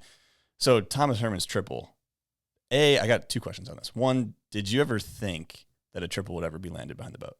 Let's say 15 years ago when doubles were kind of going down. I didn't think it was going to happen that day. Honestly, it caught me by surprise. I'm actually blown away that that sound clip came out as good because it took me a second to actually That's probably why. comprehend Yeah. because I knew he was out there. I knew he was hucking it. I knew he was coming so close, but I didn't think physically the load in the line was, I didn't think it was ever, even knowing that Darren Shapiro could do double front flips, you know what I mean? And seeing him ride away from those. Yeah, I believe Thomas Herman is one of the most talented water sportsmen I've ever seen in my life, and known him since he was 8 years old. And I've always known, so I'm not a knock on Thomas. It wasn't, I did not think Thomas. It's never been done. I didn't think it wasn't going to be, and it wasn't like, oh, Thomas isn't going to be the one to ride. It wasn't like a question of who's going to be. To me, it was just like, I just don't know that. Like, I just don't know that that's ride awayable. Yeah. You know, I just didn't think even seeing Cody do it. But that goes back to like at the beginning with the cable stuff. Like, the reality is if a triple flip was going to happen, the cable was where it needed to happen. For sure. You know?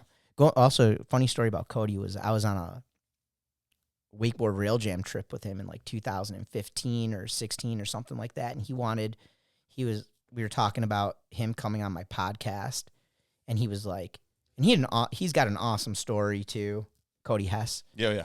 And he would tell me that he was going to land the first triple flip on a wakeboard. And it was just one of those things I was like, sweet. I mean, it's cool to have goals, but I don't think that's ever going to happen. And so like, I could have had him like tell me about it 2 years before he did it. But, it's like that. Those are some of my regrets when I did the podcast, were sometimes not just taking an interview right then and there when I could. Yeah. Just a moment of opportunity. Just do it. Because I had a list and I had an idea of where I was going with my show and everything like that. And it was like, okay, Cody, you're here, but you're like 17 more episodes down, instead of being like, let's just do it. Yeah. We're literally on this trip. I've got my equipment. Why the heck don't we, just whatever. And it's so funny because it doesn't really matter, but that to me is like one of my misses, is that I didn't interview Cody before he did the triple. That would be sick. The thing. Yeah. But yeah, no, that's, but with like Thomas Herman and stuff, it was incredible to be a part of it. I'm glad that the audio clip came out good. I'm glad that I was able to actually recognize what had happened there at that moment. But yeah, I mean, it did catch me. It was like one of those things. I think he'd already fallen on one of them, like one before. One, maybe two. Yeah. I don't. Yeah. And so, yeah. Really sad that I didn't get to announce the Double or Nothing this year, but I was pre-committed to grassroots thigh high. So there you go. It is what it is. See, there's only so many events you can do. Only so many weekends. There's only so many weekends, especially in the summer. Okay, so you touched on the podcast, and obviously we're going to talk about this because this is very fascinating to me, being someone who runs a wakeboard podcast. We'll start off easy. Why'd you call it the Golden Mike Podcast, and why'd you decide to get in the podcast game?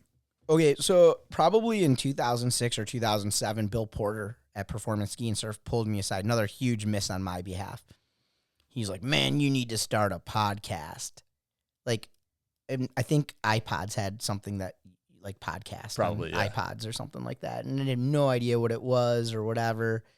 It's funny because everybody accuses me of being too early. I was going to ask you if you thought you were too early to the podcast. No, I thought I was too late. Okay. It's funny because really what got me into it was, so Bill had said that, but it was just like one of those things where I'm just too lazy and I'm just literally doing what comes to me. I wasn't super, super proactive at that time. But I was announcing spring break for a few years. I would go to spring break and I would MC a stage, and I'd turn 30 at spring break. And it was like one of those things where I'm just like, this is so cringe. You're 30, you're at spring break, you got a dad bod, like, what are we doing here? Nothing. Like, it's not, this is like, you're partying every night. Like this, like, it's like, it's just, I don't know. It's just not cool, but the money was cool and stuff like that. But anyways, so I recall I started feeling like writing was on the wall. I'm too fat. I'm getting too old. I'm, to be at the beach with all these little kids. And so I don't know what year it was. It must 12, 11, 13. I don't know. I was living not too far from here over in Dr. Phillips, and I was living with a buddy. He didn't live there. He just had me stay at his house. We called it the mini mansion. Really nice house in a really nice neighborhood, and there happened to be a pool and a gym that were kind of attached to the whole deal. And I'm not really a gym guy, but I got into this thing where I started eating healthy. I started going to the gym. I was trying to just get back. I started water skiing again. I was skiing with Thomas DeGasperi a bunch. I was just trying to get in shape so that, like, that couldn't be the reason, like, in my mind, that I wasn't going to get rehired for spring break, And while I'm in the gym, I'm, like, started listening to, there was a wrestling podcast called Art of Wrestling with Colt Cabana. So if you actually listen to his show and then you listen to my show, you're going to see where I got my format from. Okay. So Art of Wrestling, and I just wanted to kind of be that, and I loved listening to Colt Cabana's wrestling podcasts where he would do these, like, freeform, interviews the way that you and me are kind of doing, kind of the way my show was, the way your show is. Joe Rogan, another one. Do I love listening to every episode of his? No, but does he sometimes have somebody compelling enough that I like to listen to? Do I think he's funny and wild enough and goofy enough? And everything he says, do I believe? No, but also I grew up watching wrestling, so I am in the understanding that everything that media throws at you isn't real. It's entertainment business. It's entertainment, Yeah. whether you're watching the news or listening to a documentary or whatever, you know what I mean? Unless you do your own studying on it, just take it as it is. Yeah. Entertainment media, so. But anyways, I like Joe Rogan's show. I like listening. I like what he was doing and stuff. And so I kind of copied Rogan. I kind of copied Colt Cabana. And I had all the relationships with everybody. So I already, it was just way too easy. And I thought, now looking back at it, maybe I was early to it all, but also, who cares? Everything that I've done stands today. Yeah. You know what I'm saying? Like, can I go back and listen to my stuff? Not really. Am I going to even listen to this episode? Probably not. I don't. I don't blame you. I wouldn't listen to my own. But I knew I was doing a good. I knew it needed to be done. I knew I was doing a good thing. It's great. I'm happy. I'm stoked. I hope you use it for a tool. You know what I mean? There's 40 or 50? Yeah, 150 episodes. You're damn right. I'm control effing on your website. Yeah. The person's name. And again, too, for people who are just getting into it, like, look, like some of the stuff that I listen to, if you were to go and look through all the podcasts that I listen to, you'd be like, wait, what? Holy smokes. Like, there's just so much. I listen to documentaries. I listen to biographies, interviews, storytelling. There's so much out there, but I wanted to be able to kind of capture some of the history of our sport. And again, probably a little easier for me to go, not easy for anybody to go and interview Byerly. Definitely listen to my episode before you get that interview. That was probably the most difficult interview I ever did, but like we navigated through it and I think it came out good, I was going to ask, actually, what was the most difficult one? Or maybe the most nervous you were. I don't know if you get nervous. Yeah, I don't know about the nerve. Like, I don't know. Like, like Byerly was just more like, oh, just trying to get content that wasn't just yes or no. Yeah. I can't remember. Pull some stuff out of them. Stories and stuff. But like hard ones were, like when I did Ty Openlander, the water skier who passed away from brain cancer. I mean, it's a different kind of hard. Dude, I'm like sitting there interviewing this dude who I know that I'm basically one of his last opportunities to tell his story. Yeah. Eddie Roberts, same thing. Eddie Roberts, was with Radar and Ronix and HO for all those years. Herb O'Brien's right-hand man. And, you have your, deserves love segment. You know what I'm saying? Like Eddie Roberts is a guy who, 15 years ago would have been the guy that everybody would have been like, oh, but he's also a behind the scenes guy. He's a facilitator and he's not an ego, you know? But he's like one of those guys. You got to meet Eddie. You got to talk to Eddie. You talk to Bill Porter. I guarantee you talk to anybody who has anything to do with any success in our industry between the years of 1988 and 2018. And they worked with HO or Radar Ronix, Eddie Roberts, He had cancer, and I knew it, and it was really tough. But to go out there specifically for that reason, to get that interview with somebody who most people are probably just thumbed over that interview because they're just like, that's not Parks Bonifay. You know what I mean? But to know that I had that interview with somebody who's so important to this industry. Yeah. You know what I'm saying? I'll be And there also, forever. like, he kept saying to me stuff like, he's like, oh, I'll give you the interview. I don't quite know why you want me on this interview. And it's like, Trust me, I know people said the same thing. Yeah. Because people want to hear, and your story deserves to be out there. And so, there have been some hard times too. I got a call from David O one time, and he was like, hey, I'm coming into town and I've got some things to talk about, and I want to go on your show. And he's like, and I know you protect people. 'Cause I did. what does he mean by protect people? We're not on camera on my show. I cut the crap out of my show. Oh, okay. If somebody was saying something that I knew could potentially be detrimental to their personal, Yeah. because sometimes you get people on here who say things and they probably regret what they said, and it is what it is. Yeah. But like there were definitely times, and look, like if David O came on my show and wanted to start talking trash about, which I don't think he did, but about the Valdosta boys, he just had some beefs and stuff like that. But again, too, like I think I love Dave, and if I can get more time, I'd love to spend more time with him. He's a super busy guy, and the times I've spent with the Valdosta guys, like they are awesome. Mostly Quinn. But Dave was offended because Came in hot. He was offended about something, and he had his platform, but on his normal platform, he had to keep the David O brand. Yeah. So He's got his own brand. Yeah. So he could come on my show and say some things, and that could be outside of some of the other stuff that that he did. His feelings were hurt. He's working hard, and he felt like he was being punked by people that, everybody has their space. You know what I mean? Nobody can deny the fact that Space Mob is more core than everybody else. You know what I'm saying? But it takes not everybody is going to gravitate towards Space Mob. You know what I'm saying? Some people are going to gravitate more towards that YouTube influencer guy. You know what I mean? And so it is what it is. There's a butt for every seat. You know what I mean? It's a big puzzle, and everybody's got a different piece that they need to fill.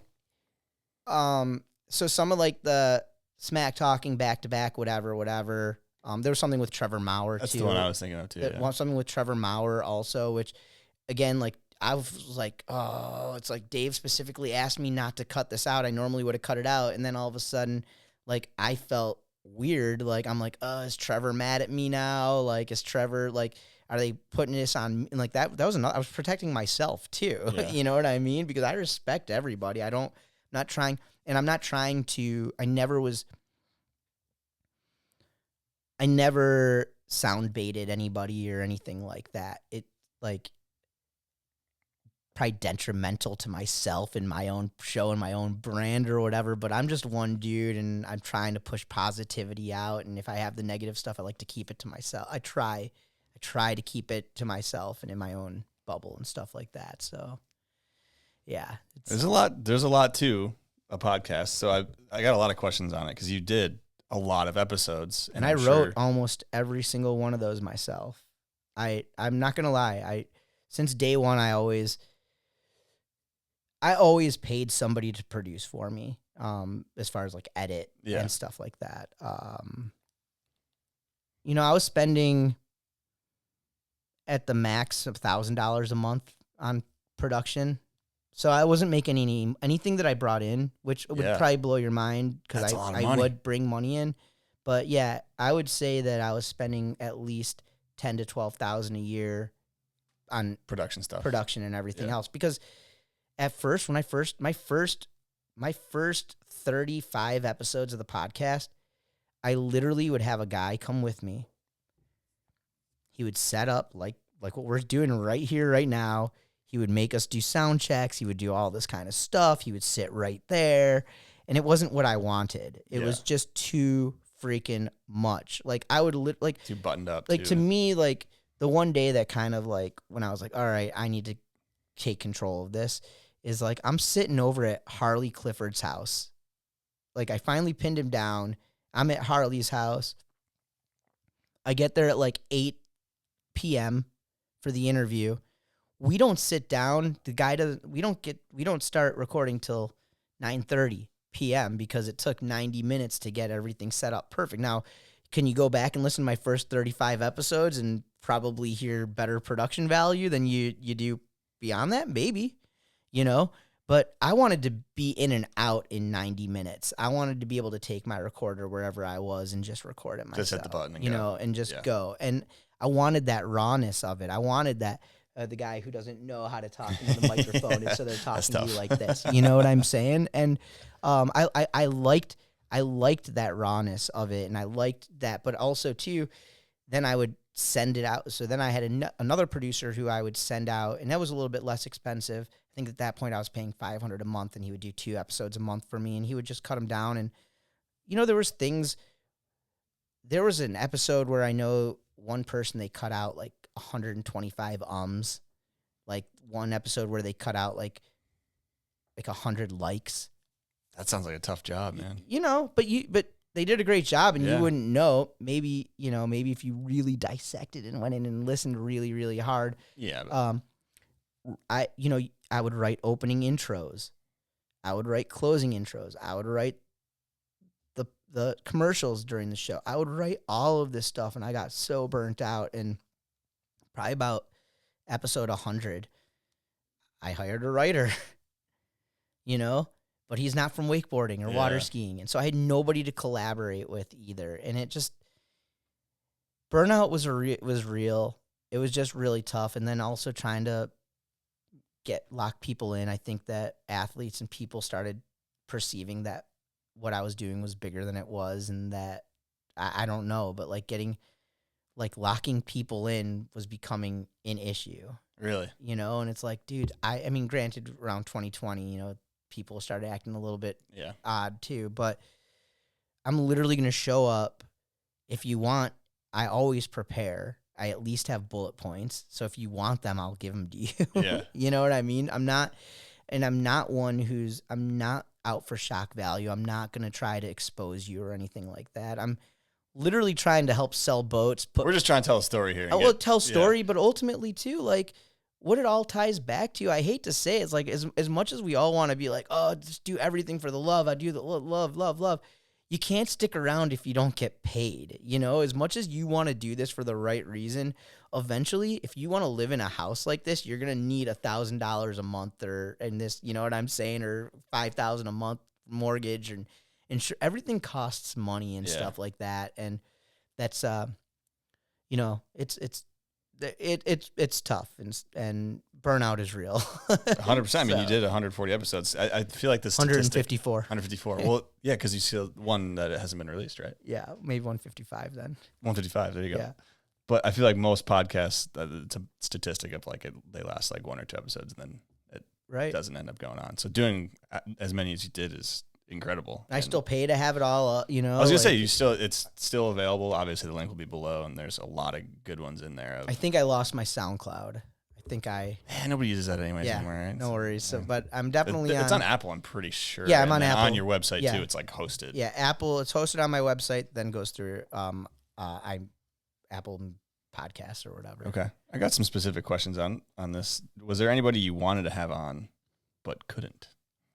Yeah, I mean, not couldn't because of any. I mean, I guess like Andy Maple, I couldn't because he passed before I could get him on. But Not really that I couldn't. Like, did anybody say no? Like, you asked somebody and they're like, no, I'm just not doing that. No, like probably Scott Barley was like a tough one to lock in. Yeah, he was probably pretty tough to lock in. That makes sense. You got Raph. Raph's a big one, I feel like. Yeah, He's more of a quiet guy. And yeah, Raph and I have a good relationship. We're both nerds, so people you don't realize it. You don't think that somebody who can go and talk smack over a microphone all day is actually a real nerd behind the scenes, or somebody who can rip like that, cares about wrestling and comic books and stuff like that. But Raph is, he's an enigma. That's for sure. Him and I, the Derome brothers and I they've always been they're such fans of the sport. It's incredible, yeah. So they've had so much respect, like the way that they have the old school mentality, like everybody is a part of the show, and so like even for me, it's like, because I always looked at Ollie and Raph, like even though my first year announcing and their like first years competing in the States are probably right around the same time, but I always looked at them like they were a bigger deal than me. And sometimes I'll talk to Raph and Ollie, and some of the stories they tell me just make me just feel so, like, yeah, it's just crazy. They're great. Yeah. Two great brothers. Wakeboarding's very thankful to have them, or have had them. We're still in it. But so did you ever record an episode and you had to send it to the person and they listened to it and then they said, we can't air that, or you got to cut all this out? Or I'm trying to think. I was really good about, I mean, I'm sure I had let some people listen to make sure that it was all good, but for the most part, sorry everybody if you're just finding this out, but I protected people. And I mean, there were times where I would edit we would record for 3 hours and I might release 90 minutes. Really? So yeah, if I literally could not handle listening to it, like I don't think I would go fair live with it, Yeah, definitely. It's tough. I don't know, knock on wood, I don't know that I had too many like record after re-record type situations. But I know like there was definitely a couple where it was recorded wrong. Like one time I thought I could do it all myself, and I went and bought this Yeti mic, and it just was a really horrible recording. And if you go back and listen to some of my first episodes, you can hear like sometimes when I may have tried to do something by myself or something. I've listened to a lot of them. I feel like the audio's always been just fine. Yeah, I don't know. I have no complaints. I have no idea. I'm also super hard on myself about just stuff like that too. So, all right. Well, I think we dive into the Rider of the Year board. So go ahead, and if you can squeeze over there and grab that Rider of the Year board down. This will be the fifth one, because so to explain what the Rider of the Year board is, you get to pick who you think could, should be, or will be this year's Rider of the Year. Who was last year's? Because I have a feeling last year's could be this year's as well. That's a very good point. It was Trent Stuckey last year. His name is the name that's coming to the top of my mind right now. I don't think it's never been done, but I don't think that means it can't be. So I don't know. I think it has been done. Back to back? I don't know. Aaron Reed? No. You'd have to look. I don't think Aaron Reed or Randall. I don't know if there's been back to back. Well, Rider of the Year right there, Randall, right to your left on that magazine. What year is that? He'll grab. What does it say? Bottom left, 2006. 2008. Yeah. 2008. I think he won it again after that, but. Yeah, so you can either put a new name on there, so you could put Trent on there, or you could, if you like one of the names that's on there already, you can just say, you know what, I'm going to go with what's already on here. So it's up to you. So far you've got Rivers Hedrick on here. Pedro Caldas is twice. Yep. Don Pedro and Cole Crace. Yep. Bike skater. Of course, huge fan of all of these people. They're all big. Cole has to be on there. Cole has competed at Feet on Fire. Has he really? Yeah. That's sick. Yeah, he was invited.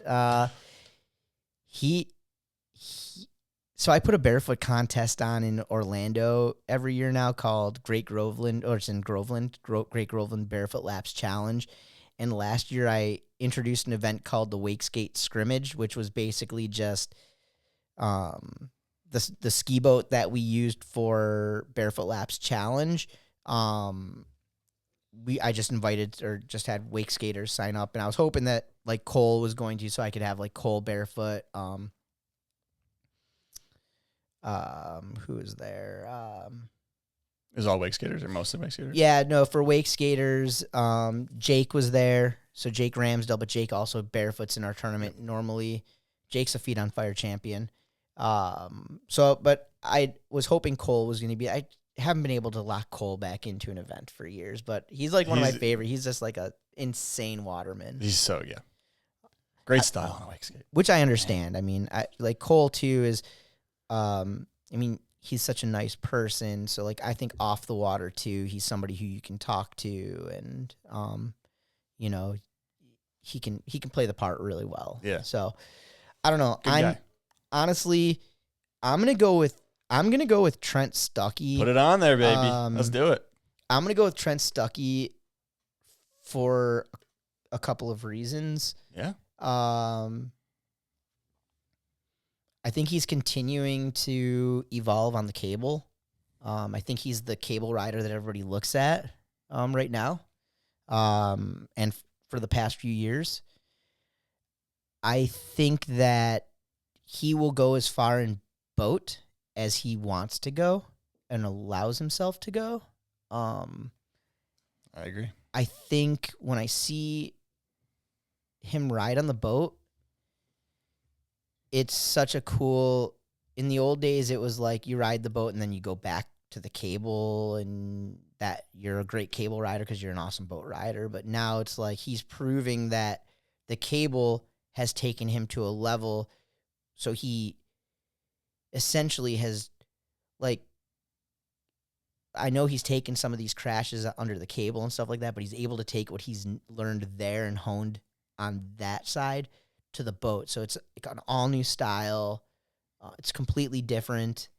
It's still has a taste of others, but it's him. And it's the evolution. It's the evolution of our sport in general. You know what I mean? And Gunther was right there too. You know, you look at like what Gunther was doing, you know, and he was wake park world champion and boat world champion and whatnot. But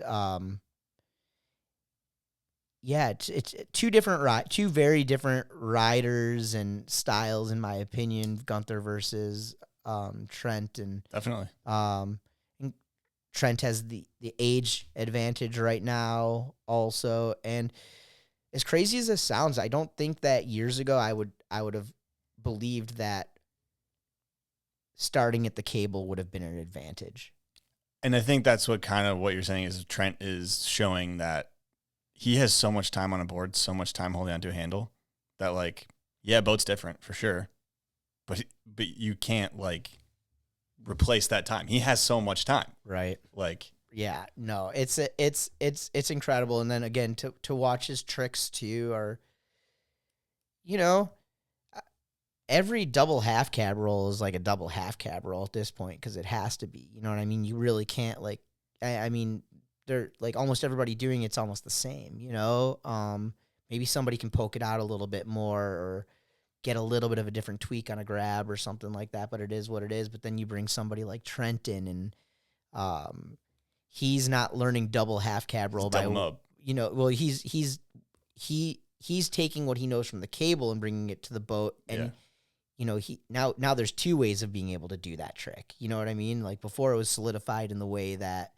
you know, so-and-so made it famous or figured it out, you know, obviously, like, there are tricks now that are on lock that years ago, like, I'll never forget being a kid and Eric and Mark Ruck coming back from Wakeboard Nationals. Mark Ruck is Eric's little brother. And Mark was like, Sean Watson is the best wakeboarder in the world. We are at the pinnacle. No one will ever be better than Sean Watson. And it was because Watson, like, landed back-to-back sevens. You know, you know what I mean? But, like, at that point, he had hit the peak. Yeah. We were not where the peak was currently. You know, and even the double flips, like, that wasn't even a question. It was like, okay, yeah, Darren has the double front. At that point, I think even Parks had done a double cab roll, you know, at that point, like, Parks had been, so, like, double flips were a thing. Yeah. You know? But yeah, go ahead and good reasoning behind that. And You got my vote, Trent. are you? No, I think it's only voted on by the riders. So the people who have won past roadies, I believe, is how that works. That's a good name. Back to back would be. Is that EY? Yeah. All right. Well, it's in there. Perfect. Yeah, go ahead and if you can swing that thing back Oh, yeah. up What's there. the date? 11/20. The 26th. Oh, my gosh. Have you not done it? Have you not recorded since the 18th? I have Rodrigo's on there, but he just put one in for Pedro. Okay, So gotcha. he didn't. Love Rodrigo. The man. Did you listen to all the episodes I did with Rodrigo? Yep.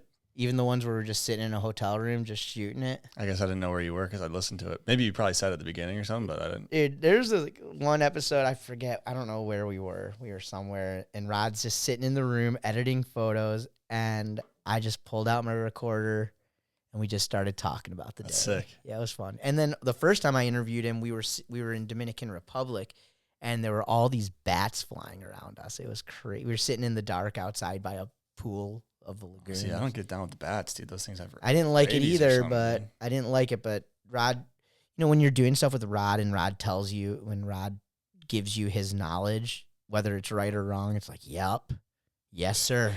It's as good as gold. We're And good. I'm pretty sure that he said as long as we don't like make a certain noise, like a clicking or something like that, they would stay away from us. So It's good enough for me. I don't know. I might be making that up. So Let's talk. I always talk setup. So I think we talked about your boat a little bit, but let's talk about the ski boat, like what you got at your place that you're skiing on, rope length, all that stuff. I shred everything. I've got a 10-year-old Senate slalom ski with size 9/11 boot.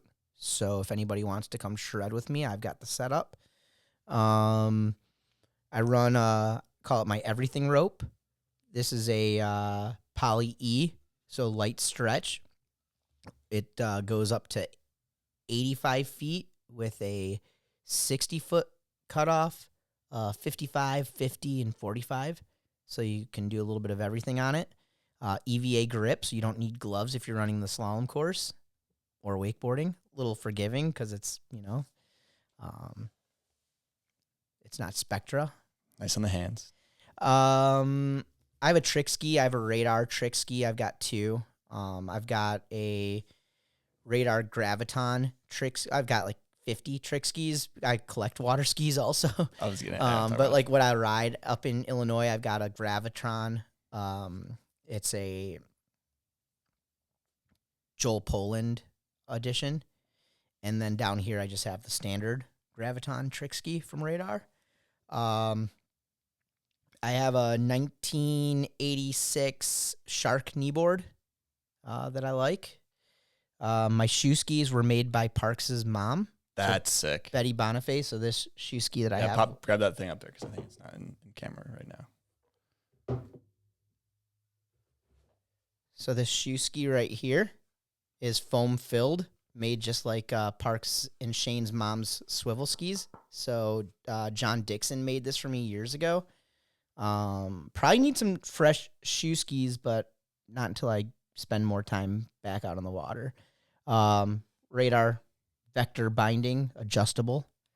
Everything that I have, I love to be able to, like, I'm the dude who can go out and put a demo on behind a pontoon boat, so everything that I have, like, in like water skiing, you're not going to go up to like Joel Poland and be like, hey man, can I just throw my foot in your boot? And he's going to be like, yeah, sure. Like I can't. Joel might actually be like, yeah, maybe sure. Joel, but, like, but that's not like a normal thing. Yeah, But yeah. like for me, I have the community trick ski. I have the community shoe skis. I have the community slalom ski. Everything that I have isn't just honed for myself. Yeah. Do you know what I mean? And water skis are a little bit different. Like yo-yos, I kind of get germaphobed too. If somebody wants to like mess with my yo-yo or my kendama, I will Some let sweaty them. palms on there, But dude. I'm just like, oh, Not stoked about it. I'm like, ooh. That's why I usually try to carry extras with me. So if you want to play with like one, I can. But like skis are like, whatever. We're all getting wet anyways. So I run a 4-buckle vest, nylon, old school. I've been running that specifically since 2020 was when I decided to go full 4-buckle vest. So I guess why 4-buckle rather than just a standard like 2-buckle coastie?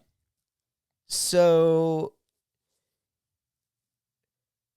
water skiers, and you had Joel on here, and he talked about why he doesn't wear a vest when he Trick skis. Yeah. So 99 or 98, maybe 97, I don't remember what year it was. The double up bus rolls through Twin Lakes, Wisconsin. Okay, Colin Wright, Greg Nelson, Corey Kraut, they all stay at Ruck's house. We're all cool. 1 week later, Corey Kraut doesn't float back up. Okay. Man, it looks awesome to ride without a vest. Man, your abs look so cool. Even for me, like right now, even with a little overweight, if I went out there and took a hillside shred right back at the wake with that water gleaming on my stomach, some of my abs would start. It would look sick. It would look rad. It would be awesome. Then some like 10-year-old kid goes and does it, right? And then what happens if he doesn't float back up? You know what I'm saying? Because your freaking abs look awesome. You know what I'm saying? To like, Corey and I weren't like really close, you know what I'm saying? But to have somebody You connected with it. you know, at your house, Yeah. somebody who's that much better, somebody who's pioneering, somebody who's with the crew, all he had to do, why wasn't he wearing the vest? Because he couldn't pass the handle? No. That's not his excuse. Because he couldn't get around on the back mob. He probably wasn't even doing back mobs. He was probably just grabbing. Rod detailed it specifically in his pod. It was just like a hillside wake jump. Why do you not wear a vest? I don't care what you say. I don't care what anybody says. I don't care. Joel, I love you, man. And I respect your skiing so much, dude. I don't care what they say. If I can land a 540 in a 4-buckle vest, fat, 40, and out of shape, handle pass, and you can't do it in a non-Coast Guard approved competition vest that at least gives us a little bit of a better chance of finding you if you lose all the air in your lungs, they just haven't lost anybody yet, you know? Just wait. You know what I'm saying? But the blood's on all of their hands. I hate to say it. Like, I've been promoting this for years, and I get it. There's no excuse. At this point, I don't care. I know I get all, like, there's no excuse for it. And when anybody says it's because of mobility issues, yeah, freaking right. If I put $5,000 up right now for a handle pass Mob 5 on a trick ski, you're telling me that 50 dudes aren't going to show up to go for it with a vest on? If it's holding your sport back and you can't get enough tricks in, and there's so much money being generated by trick skiing that you have to continue to progress without a vest on, maybe I am happy that trick skiing isn't building and growing, you know, even though that's what I love and that's what I would love to see. People in Twin Lakes, where I'm from, ride a trick ski like most people ride a wakeboard, you know? You'll see 6 boats with 6 trick skiers out there. People buy trick skis for a new graphic, you know what I'm saying? And for our heroes to go out there and put into people's brains that they can't do things because they're restricted, not true. Sorry. Would you say like if Mary Morgan Howell can go out and KGB in a body glove, Coast Guard approved, full zip with buckles, then I'm sorry, guys. Trick skiers don't even pass the handle. Go look at their trick sets. You know, most of their tricks are back-to-back mobs. They're not handle pass. I'm so passionate about this because statistically it's gonna happen. They've been so lucky, and their rule book says it doesn't need to be. You know, here's my sound clips. There you go. We already had plenty, Dano. Don't worry.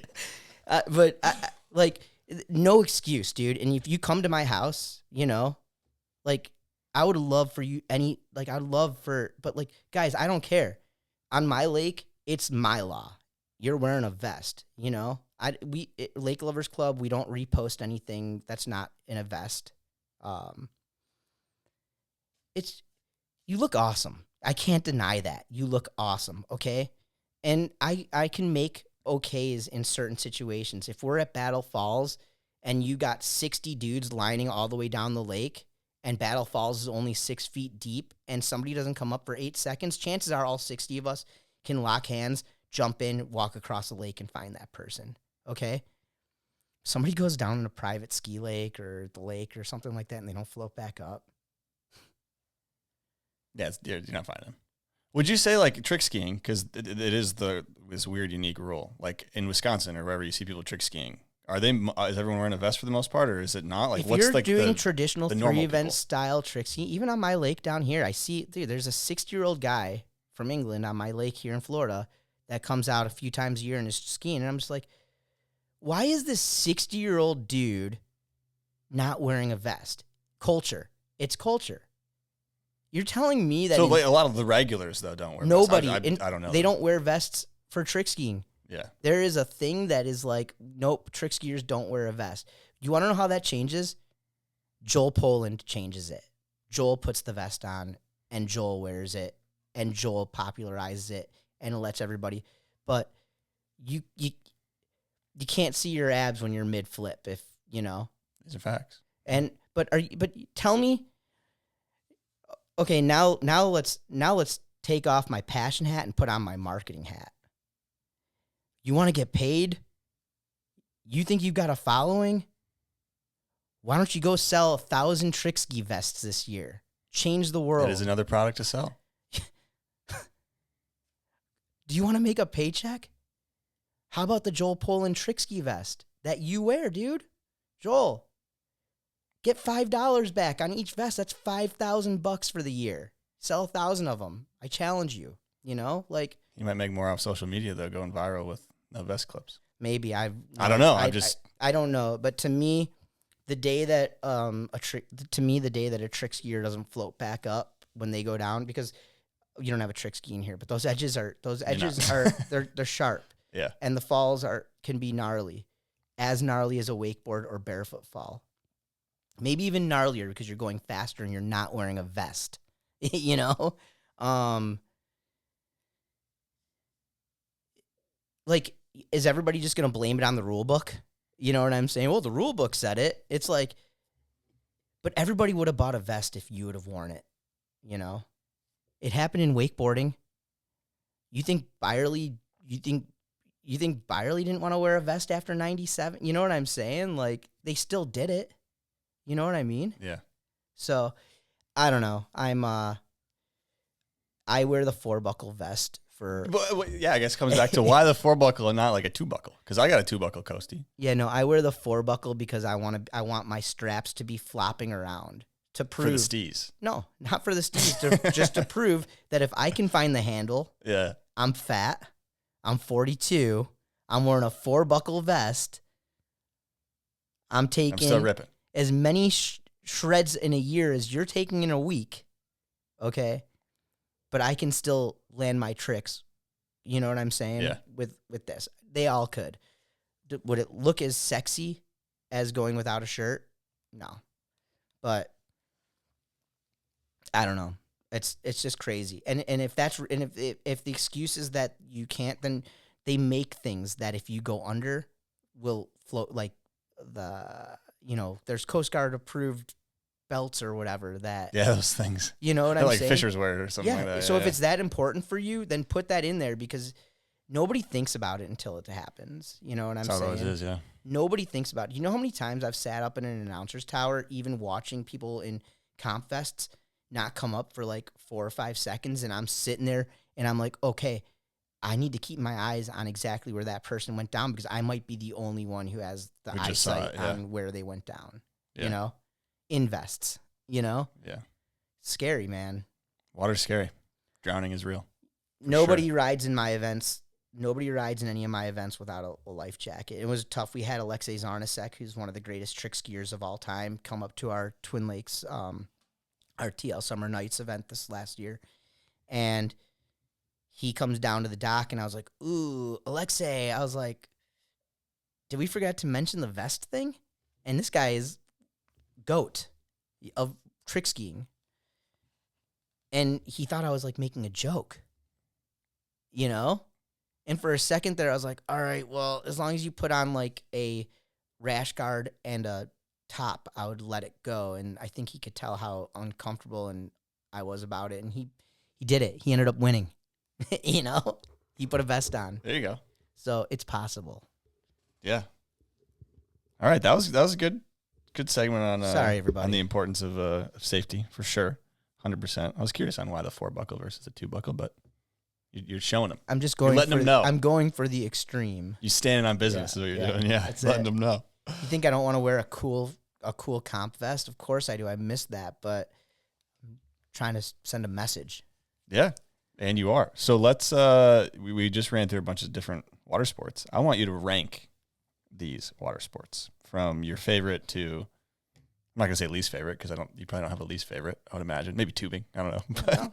No, tubing gets people out there. I wouldn't say it's a sport. Yeah. I would say it's a hobby or an activity. Yeah. So we'll go wakeboarding, slalom skiing, trick skiing, barefooting, wake surfing, wake foiling, and wake skating. So All right. So, there's a lot. So just start your favorite, I guess. all right. So wake surfing is at the bottom, number 6. Not that it was one of my favorite things to do at a time, and also I talked to tons of people who that's what keeps them in the sport, and I talked to tons of people who that's what got them into the sport. For me personally, if it's 9 a.m. and we got glass calm water, I'm probably going to choose to take the slalom set. As far as like ranking them goes, is this for me to personally do it? Yeah, let's or say is you this- wake up and you see the glass is or the water's just glass. The And you're water. like, what are you grabbing first? If the water is like perfect and there's a slalom course, I'm probably gonna run the slalom course. Okay. Which is goofy, I guess. But it's just a lot of fun, and like 6 passes through the slalom course is like an amazing workout, and it feels really cool. And I don't slalom to go faster and get shorter lines. I run the same line length and the same speed for like 15 years. I just like to go around the buoys. It's a good feeling. And I like to go around the buoys and focus on just like style and making it look obtainable for anybody, you know? So as crazy as it sounds, because trick skiing is probably my number one thing that I do or did or whatever, but yeah, I'd probably go like slalom ski, like slalom course skiing. Then I'd probably go like, I'd probably trick ski, shoe ski, wake skate, wakeboard, wake surf. I guess I would foil. Foil would probably be, in between slalom and trick. Okay. Yeah, I like Foiling's up there though. Yeah, well, I like to ride the nice thing about the foil is I've got a 20-foot Landau pontoon up in Illinois, and I can have that loaded with like 5-6 people in the boat. Just put the throttle down, the boat goes about 14, and I can just ride my foil back behind it and with a rope. I don't let go. I just like Well, it's fun with the rope too. yeah, Some cars and yeah, stuff. just cut around, carve around, and I love it. People follow us around in the pontoon boat, and yeah, it's good. So shout out to Ryan Skinner for letting me use a Hyperlight Or foil. Skinner. There you go. He's a Midwest guy. Yep. You know. Love it. All right. Well, I mean, we've been going here for a minute, which was I have not even checked the time or my call or my emails. Look at you staying off the phone. That's Yeah, tried. not a screenager out here. Okay. Yep. So, I mean, before we wrap this up, is there anything else you want to touch on or anybody you want to thank before we call it a pod?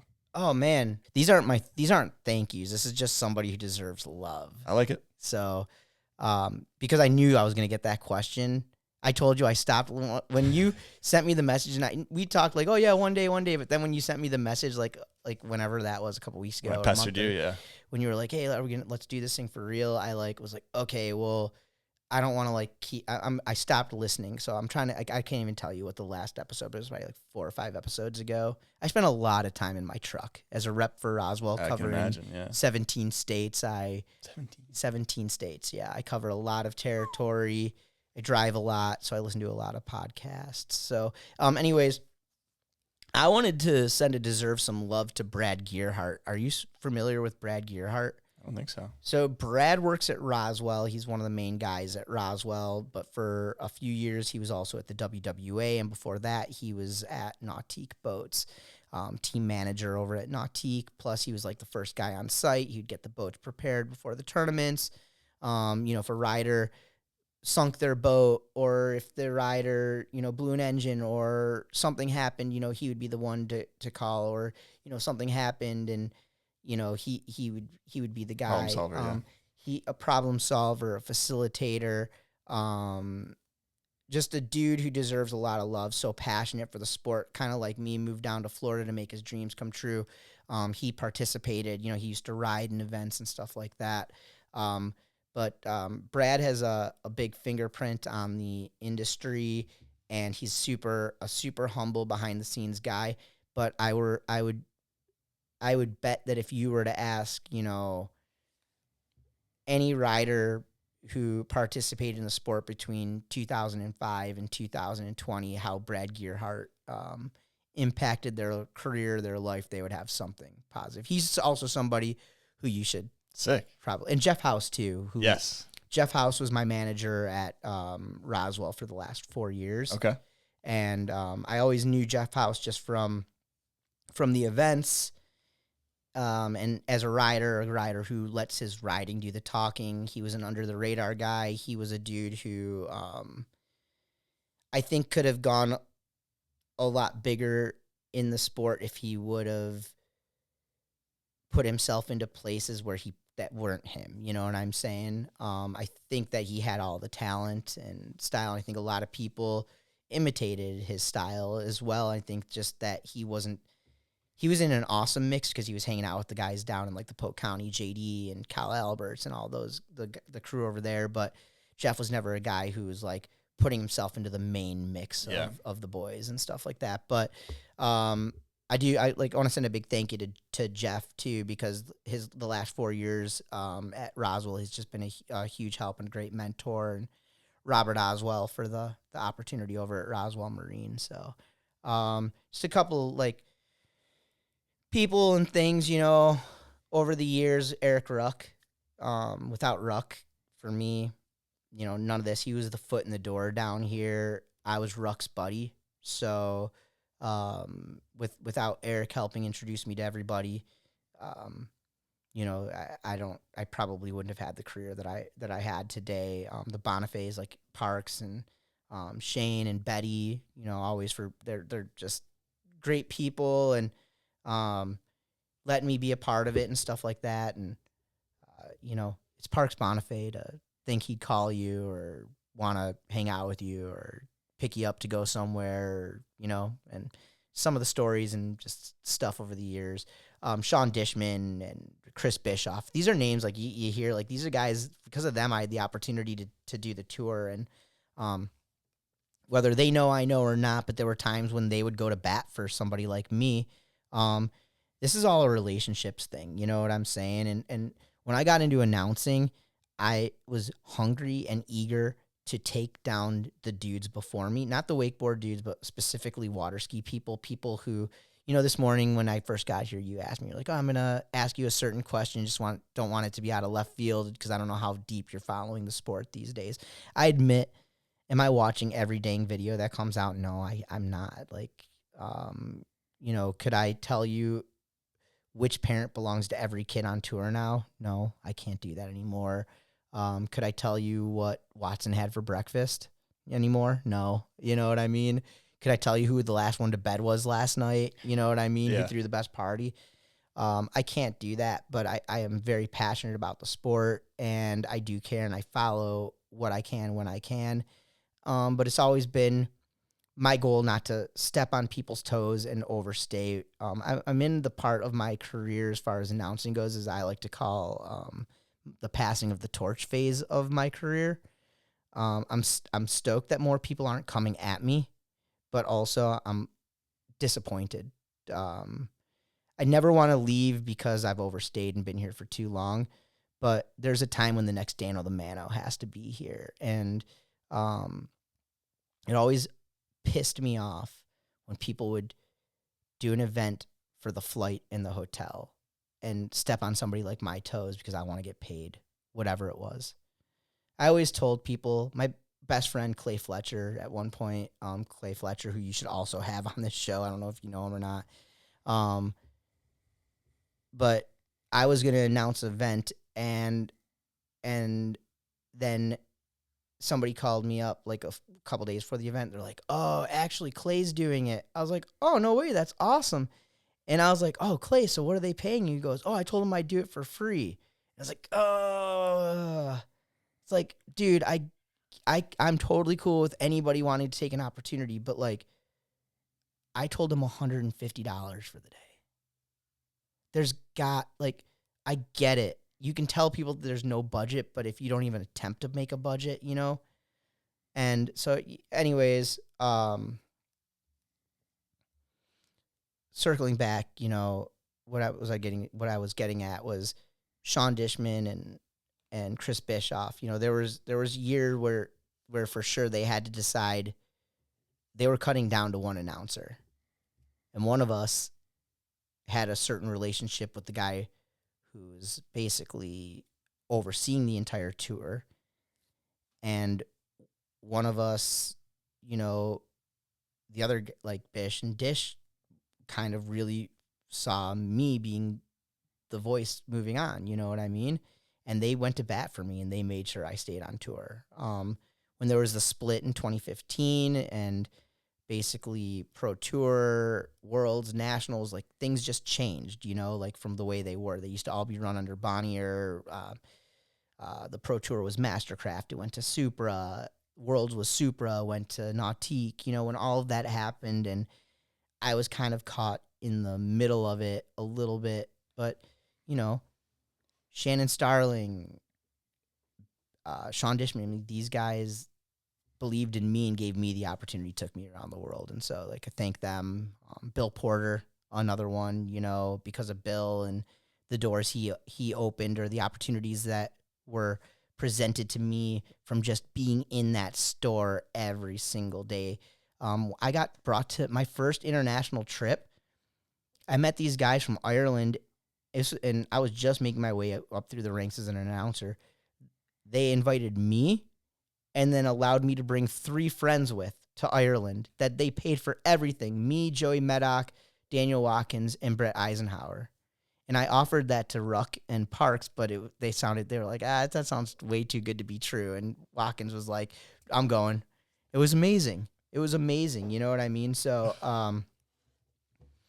so many dang people over the years, obviously. Like my girlfriend, Jane Levy, she allows me to, and she helps make all of my dreams come true with events and things that I want to do. You know, I have a crazy idea. I want to try this or that, and she's like, okay, well, let's bring it to life. You know, my mom and my dad and my sister, my brother, my mom and my dad, especially. You know, all of the years just laps and laps and laps around the lake. Can you imagine pulling somebody like just going forwards, like doing no tricks, but there's years and years of that. Yeah. You know, so I also want to appreciate my dad for recognizing, you know, 10, 15 years later that wakeboarding wasn't a dying fad, and, you know, that it was something special and a huge part of my life. And, you know, I hate that my dad lives with like regret that I didn't get to wakeboard as much when I was a kid, but also I'm happy that he stayed true to what he wanted me to do. And because he did that, it made me a better person. I'm a really good trick skier, and I can land a flip on anything, you know, like because of that. Yeah. So, but you know, I don't know. Did it happen a little bit different than maybe I was planning for? Yeah, but it was bigger, better, and more than I could have ever dreamt of. It's a good way to put it. So, wild ride. You've been on Dano for a while now. Oh yeah, in a good way. I mean, obviously, but oh yeah, we could honestly we could go for forever here. That's what I'm saying. Yeah, I do want to say this, like when I between 2003 and like 2000 and I don't know 10 or 11, Wakeboarding Mag, Alliance Mag, every single month, Chase Hebner and his crew, go put this movie on. You'll see me in it. Invisible Cinema. Pointless. I don't know where Pointless. Incomplete. That's my first, you know, time in a wakeboard cameo. Yeah, in my first cameo in Incomplete. You know, dudes were just cool to me. Like wakeboarders shouldn't have been so cool to a guy who's technically a water skier. You know what I mean? It's definitely been wild. I have to say, like, I've always stuck to like how I wanted to do it and what I was doing, and was never really embarrassed to be me. There were some tough times, things we didn't talk about, you know, like every month I would be featured in the magazine, whether it was in the big heads of the backside of Alliance, or you can probably find a wakeboarding mag here. Dude, I was super nervous and afraid. I think 2004, 2005, Reef did an ad, and they had me. One side said barely, and one side of it was like a 2-page spread, and one side said Byerly. And I was the barely. No way. And it was me. I was at Anthony Monaco's house. I think Joey Meddock may have shot the photo, and we staged in a pool, on a ledge in a swimming pool, with a wake skate, holding a rope, Just standing still. and then somebody throwing a bucket of water at me. But I was just doing what I was told, right? And I was totally like a weekend Wally, whatever. And I was just doing what I was at, but I was like taking any opportunity to get myself seen or whatever. And then the ad came out, and it says barely and then Byerly. It's a sick ad, I'm not going to lie. And I don't know because Scott was never like, oh, whatever, but like I'd caught through the grapevine that Scott was not stoked on it. And then also too, but I'd never Scott wasn't there for the shoot. He was there for his part. I wasn't there for his part either. He was there for his part. Yeah. They just showed me. I knew what was happening. I knew it was going to. Somebody had this idea. But anyways, there was probably like a year where I avoided Scott because I was like afraid that he was going to be pissed at me, you know. Did you ever talk about it after? I don't know. We may have, but you know, there's just some unspoken things, you know what I mean? So, but you know, like Billy McCaffrey, Kevco, Tony Smith, Jeff Barton, Garrett Cortez, Sean Perry, you know, like all of these guys didn't have to put me up on a pedestal or give me any kind of media exposure or anything. Like, I'm the freaking announcer, you know? And because of that, like, you know, a lot of those guys made Dano The Mano a lot more of a bigger deal and stuff. And still, you know, I go places. I'll be in a boat dealership, and some service parts guy that's who I'm there to see has no clue who I am, has no care that I'm there. And all of a sudden, the owner of the shop, who's like a wakeboard enthusiast, comes down and is like, "Is that the voice of the Noise of the North?" Multiple times, dude, this has happened to me where I'm being punked out of a shop by somebody who's not in it. Like, they're just there working. Yeah. And then some principal or manager or owner comes walking down, and they're like, "What is the Noise of the North doing here?" You know? do have an iconic voice. So But, yeah, I appreciate it. Again, I watched a lot of wrestling growing up. So, you know, it's been fun. It's been a wild ride. There's so many people. Anthony Monaco, the Aquanuts in Twin Lakes. You know, it's just the list goes on and on and on. And with those lists, the stories, we didn't even, like, I feel like we haven't even got, like, you and me are just getting to know each other right now. We haven't even jumped into the stories or anything like that. So we can save it for another time. Absolutely, I appreciate it. I got to ask you, though, before I get out of here, what, any of these classic movies you're really excited about? Well, so, I mean, I don't know if you're familiar with this streaming app. It's called Stream Fly High, and they have, I think, almost all these on here. Yeah, but do they have, like, the Easter eggs and stuff that, I don't know. You know That's a what I good mean? question. That's a good question. Which I'm sure. All or some of nothing those- for sure. See, that's unopened. I'm not going to open that. No, open it. I'm not going to open it. It's, No, it's no. unopened, Dano. I can't open this. The only reason I'll find it online somewhere. If I have one that's I know, but there might be extras on the DVD that you can't. And but it's unopened. I know, but it's not unopened for collectible reasons. It's unopened because that's probably a second copy I had, or Okay. for some reason, anything that's unopened was because I'd seen it more recently. Okay. You know. Wake the Beast. I mean, You have to open those and watch those. Especially all 6 of those.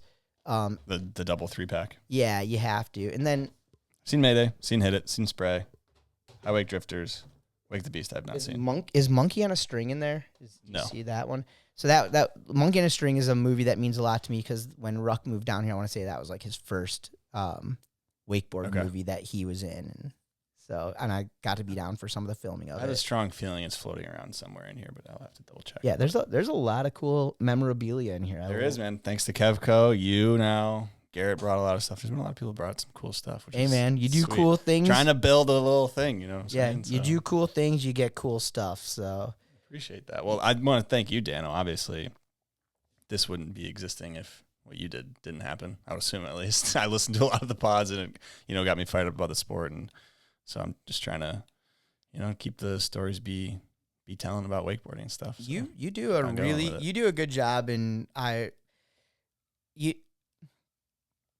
I'll get people who sometimes will ask me like, "Oh, are you bummed that like Hunter's doing what he's doing?" And it's like, no, I'm not. In fact, in the best of worlds, I could still be doing what I'm doing. For and sure. we both have shows, and we're both have like good amount of listeners, and we're growing. My ultimate goal isn't about, the only part that's about me is about having good times and being able to like facilitate, but no BS. Like I want to grow the sport. I want more exposure. I want more people participating. Ultimately, if this sounds selfish or greedy, I want guys like you and me who are passionate about this to never have to go sit behind a desk and do something that you're sitting there watching a clock waiting for the day to finish. Do you know what I'm saying? And Oh, yeah. And I feel like in an industry where we're selling 1,000 products at, on average $150,000 to $200,000, like there should be more jobs available. And there are, but I just don't want to go work at the factory. But I feel like in the marketing and the media side, there should be plenty of stuff. But I want everybody, I want the judges to get paid, to be held accountable. I want announcers to be paid. Like I want it to be a real job, something that somebody. It's more sustainable. It's So I want, as much as I want to keep going with what I do, I want the next Dano the Mano to step in.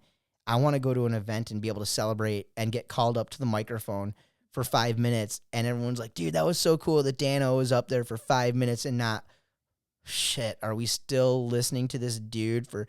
It's like it's great and it's nostalgic, and it's awesome to go listen to Axl Rose sing "Welcome to the Jungle," sort of, but it was a whole hell of a lot better 20 years ago or 25 years What an analogy you just pulled right there. I don't know. So anyways, guys, let's grow this thing. Let's do the right thing. Joel, please wear your put a vest on. Let's make wearing a vest, let's normalize it in trick skiing, whether or not the rule book.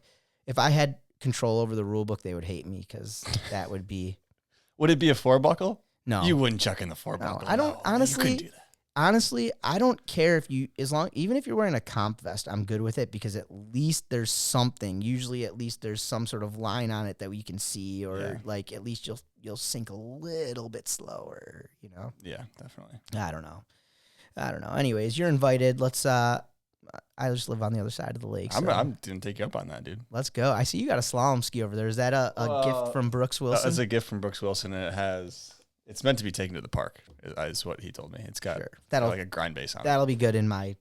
I'll bring it over. We can try it. It's heavy as freaking. That's the thing. It's like I can get behind a lot of stuff, but I don't necessarily know that slalom skis need grind bases.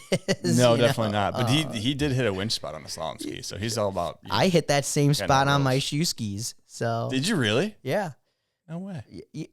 You got to go back and see if you can find all of the Wakeboarding Mag pre-show videos that I did, because every year we would do something, and it was always me getting kind of goofed on or something like that. Yeah. Let's see if I can dig some of those up. I'm all good with Vimeo it. or something. Yeah, I don't know.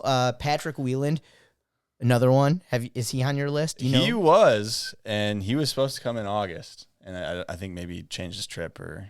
I cannot Ducked wait. me. I don't I know. cannot wait to hear Patrick Whelan's story. I think you and a lot of other people Yeah, would feel the same. Yeah. Are very Some excited people to- love him. Some people hate him. I have only had good experiences with Patrick personally, but You hit it on the head. to get some of these guys who are loose and it doesn't matter to them anymore, and so they can That's when it's the best. fully open up and talk about like the good, the bad, and the ugly of it all, because as ugly as I'm going to get is that I want people to wear life jackets. Yeah. Oh man, Dano's such a jerk. He wants people to float. Dano cares about people. All right, well, I think we wrap this one up. Definitely run it back. Maybe do a shop talk or something at some point. Let me know, man, when I'm so in town. close. So yeah, you're not floating between the Midwest and here. So Get me. Here's who you want. You want me, Ruck, Kevco, maybe Anthony Monaco. You're is like that 5 who- people? I you're only like, have 4 mics. I've got an extra mic. I've got a dang gold mic right there, man. Nah, true. You know. Good point. Well, it's That's kind the of- way you would hold that one. That one's a little oxidized. How many Ye- countries have you been to? Not that many, dude. Not as many as that microphone, I guarantee you. This How mic- many has that microphone been to? This microphone's been to the Philippines twice, Korea, Japan 2 times, all over Mexico. Yeah, it's pretty nice. Mr. mic. Worldwide. Yeah. She's lost her luster though. She's a little oxidized. Rode hard, put away wet. All right. Well, I say we wrap this up. Thank you a ton for coming on, Dano. This was a blast. It was a good one. I knew it was going to be a good one. It was a lot of fun. Thanks to Garrett. He's not here anymore, but thanks to Garrett for coming on and co-hosting this one for a little bit. He's always provides some good insight. And thanks everyone for tuning in. Make sure you guys like, comment, subscribe. If you are enjoying the podcast and want to support it, joining the Patreon is the best way to do so. And check out Lake Lovers Club, lakeloversclub.com. Yeah, Lake Lovers Boom. Club. Hey, Put that and we're link gonna below. give. Can we give some? You'll give some of the stuff that I can. Yeah, do a on giveaway? on Patreon. If that's cool with you, we'll do it on Patreon. You do whatever you So, do whatever you want. wanna Don't win give some, don't give that sweets kendama away. Keep I will that not for give yourself. the kendama away. It's the same one Or the that I yo-yo. use. I'm not going to give the yo-yo away either. 'Cause It's the mine same now. kendama that I'm using. So Okay. When I learn some tricks on it, maybe I'll show you. That would have been great if you did that it would right have there. been awesome. All right. Thanks, everyone, for tuning in. See you guys next time. Oh yeah.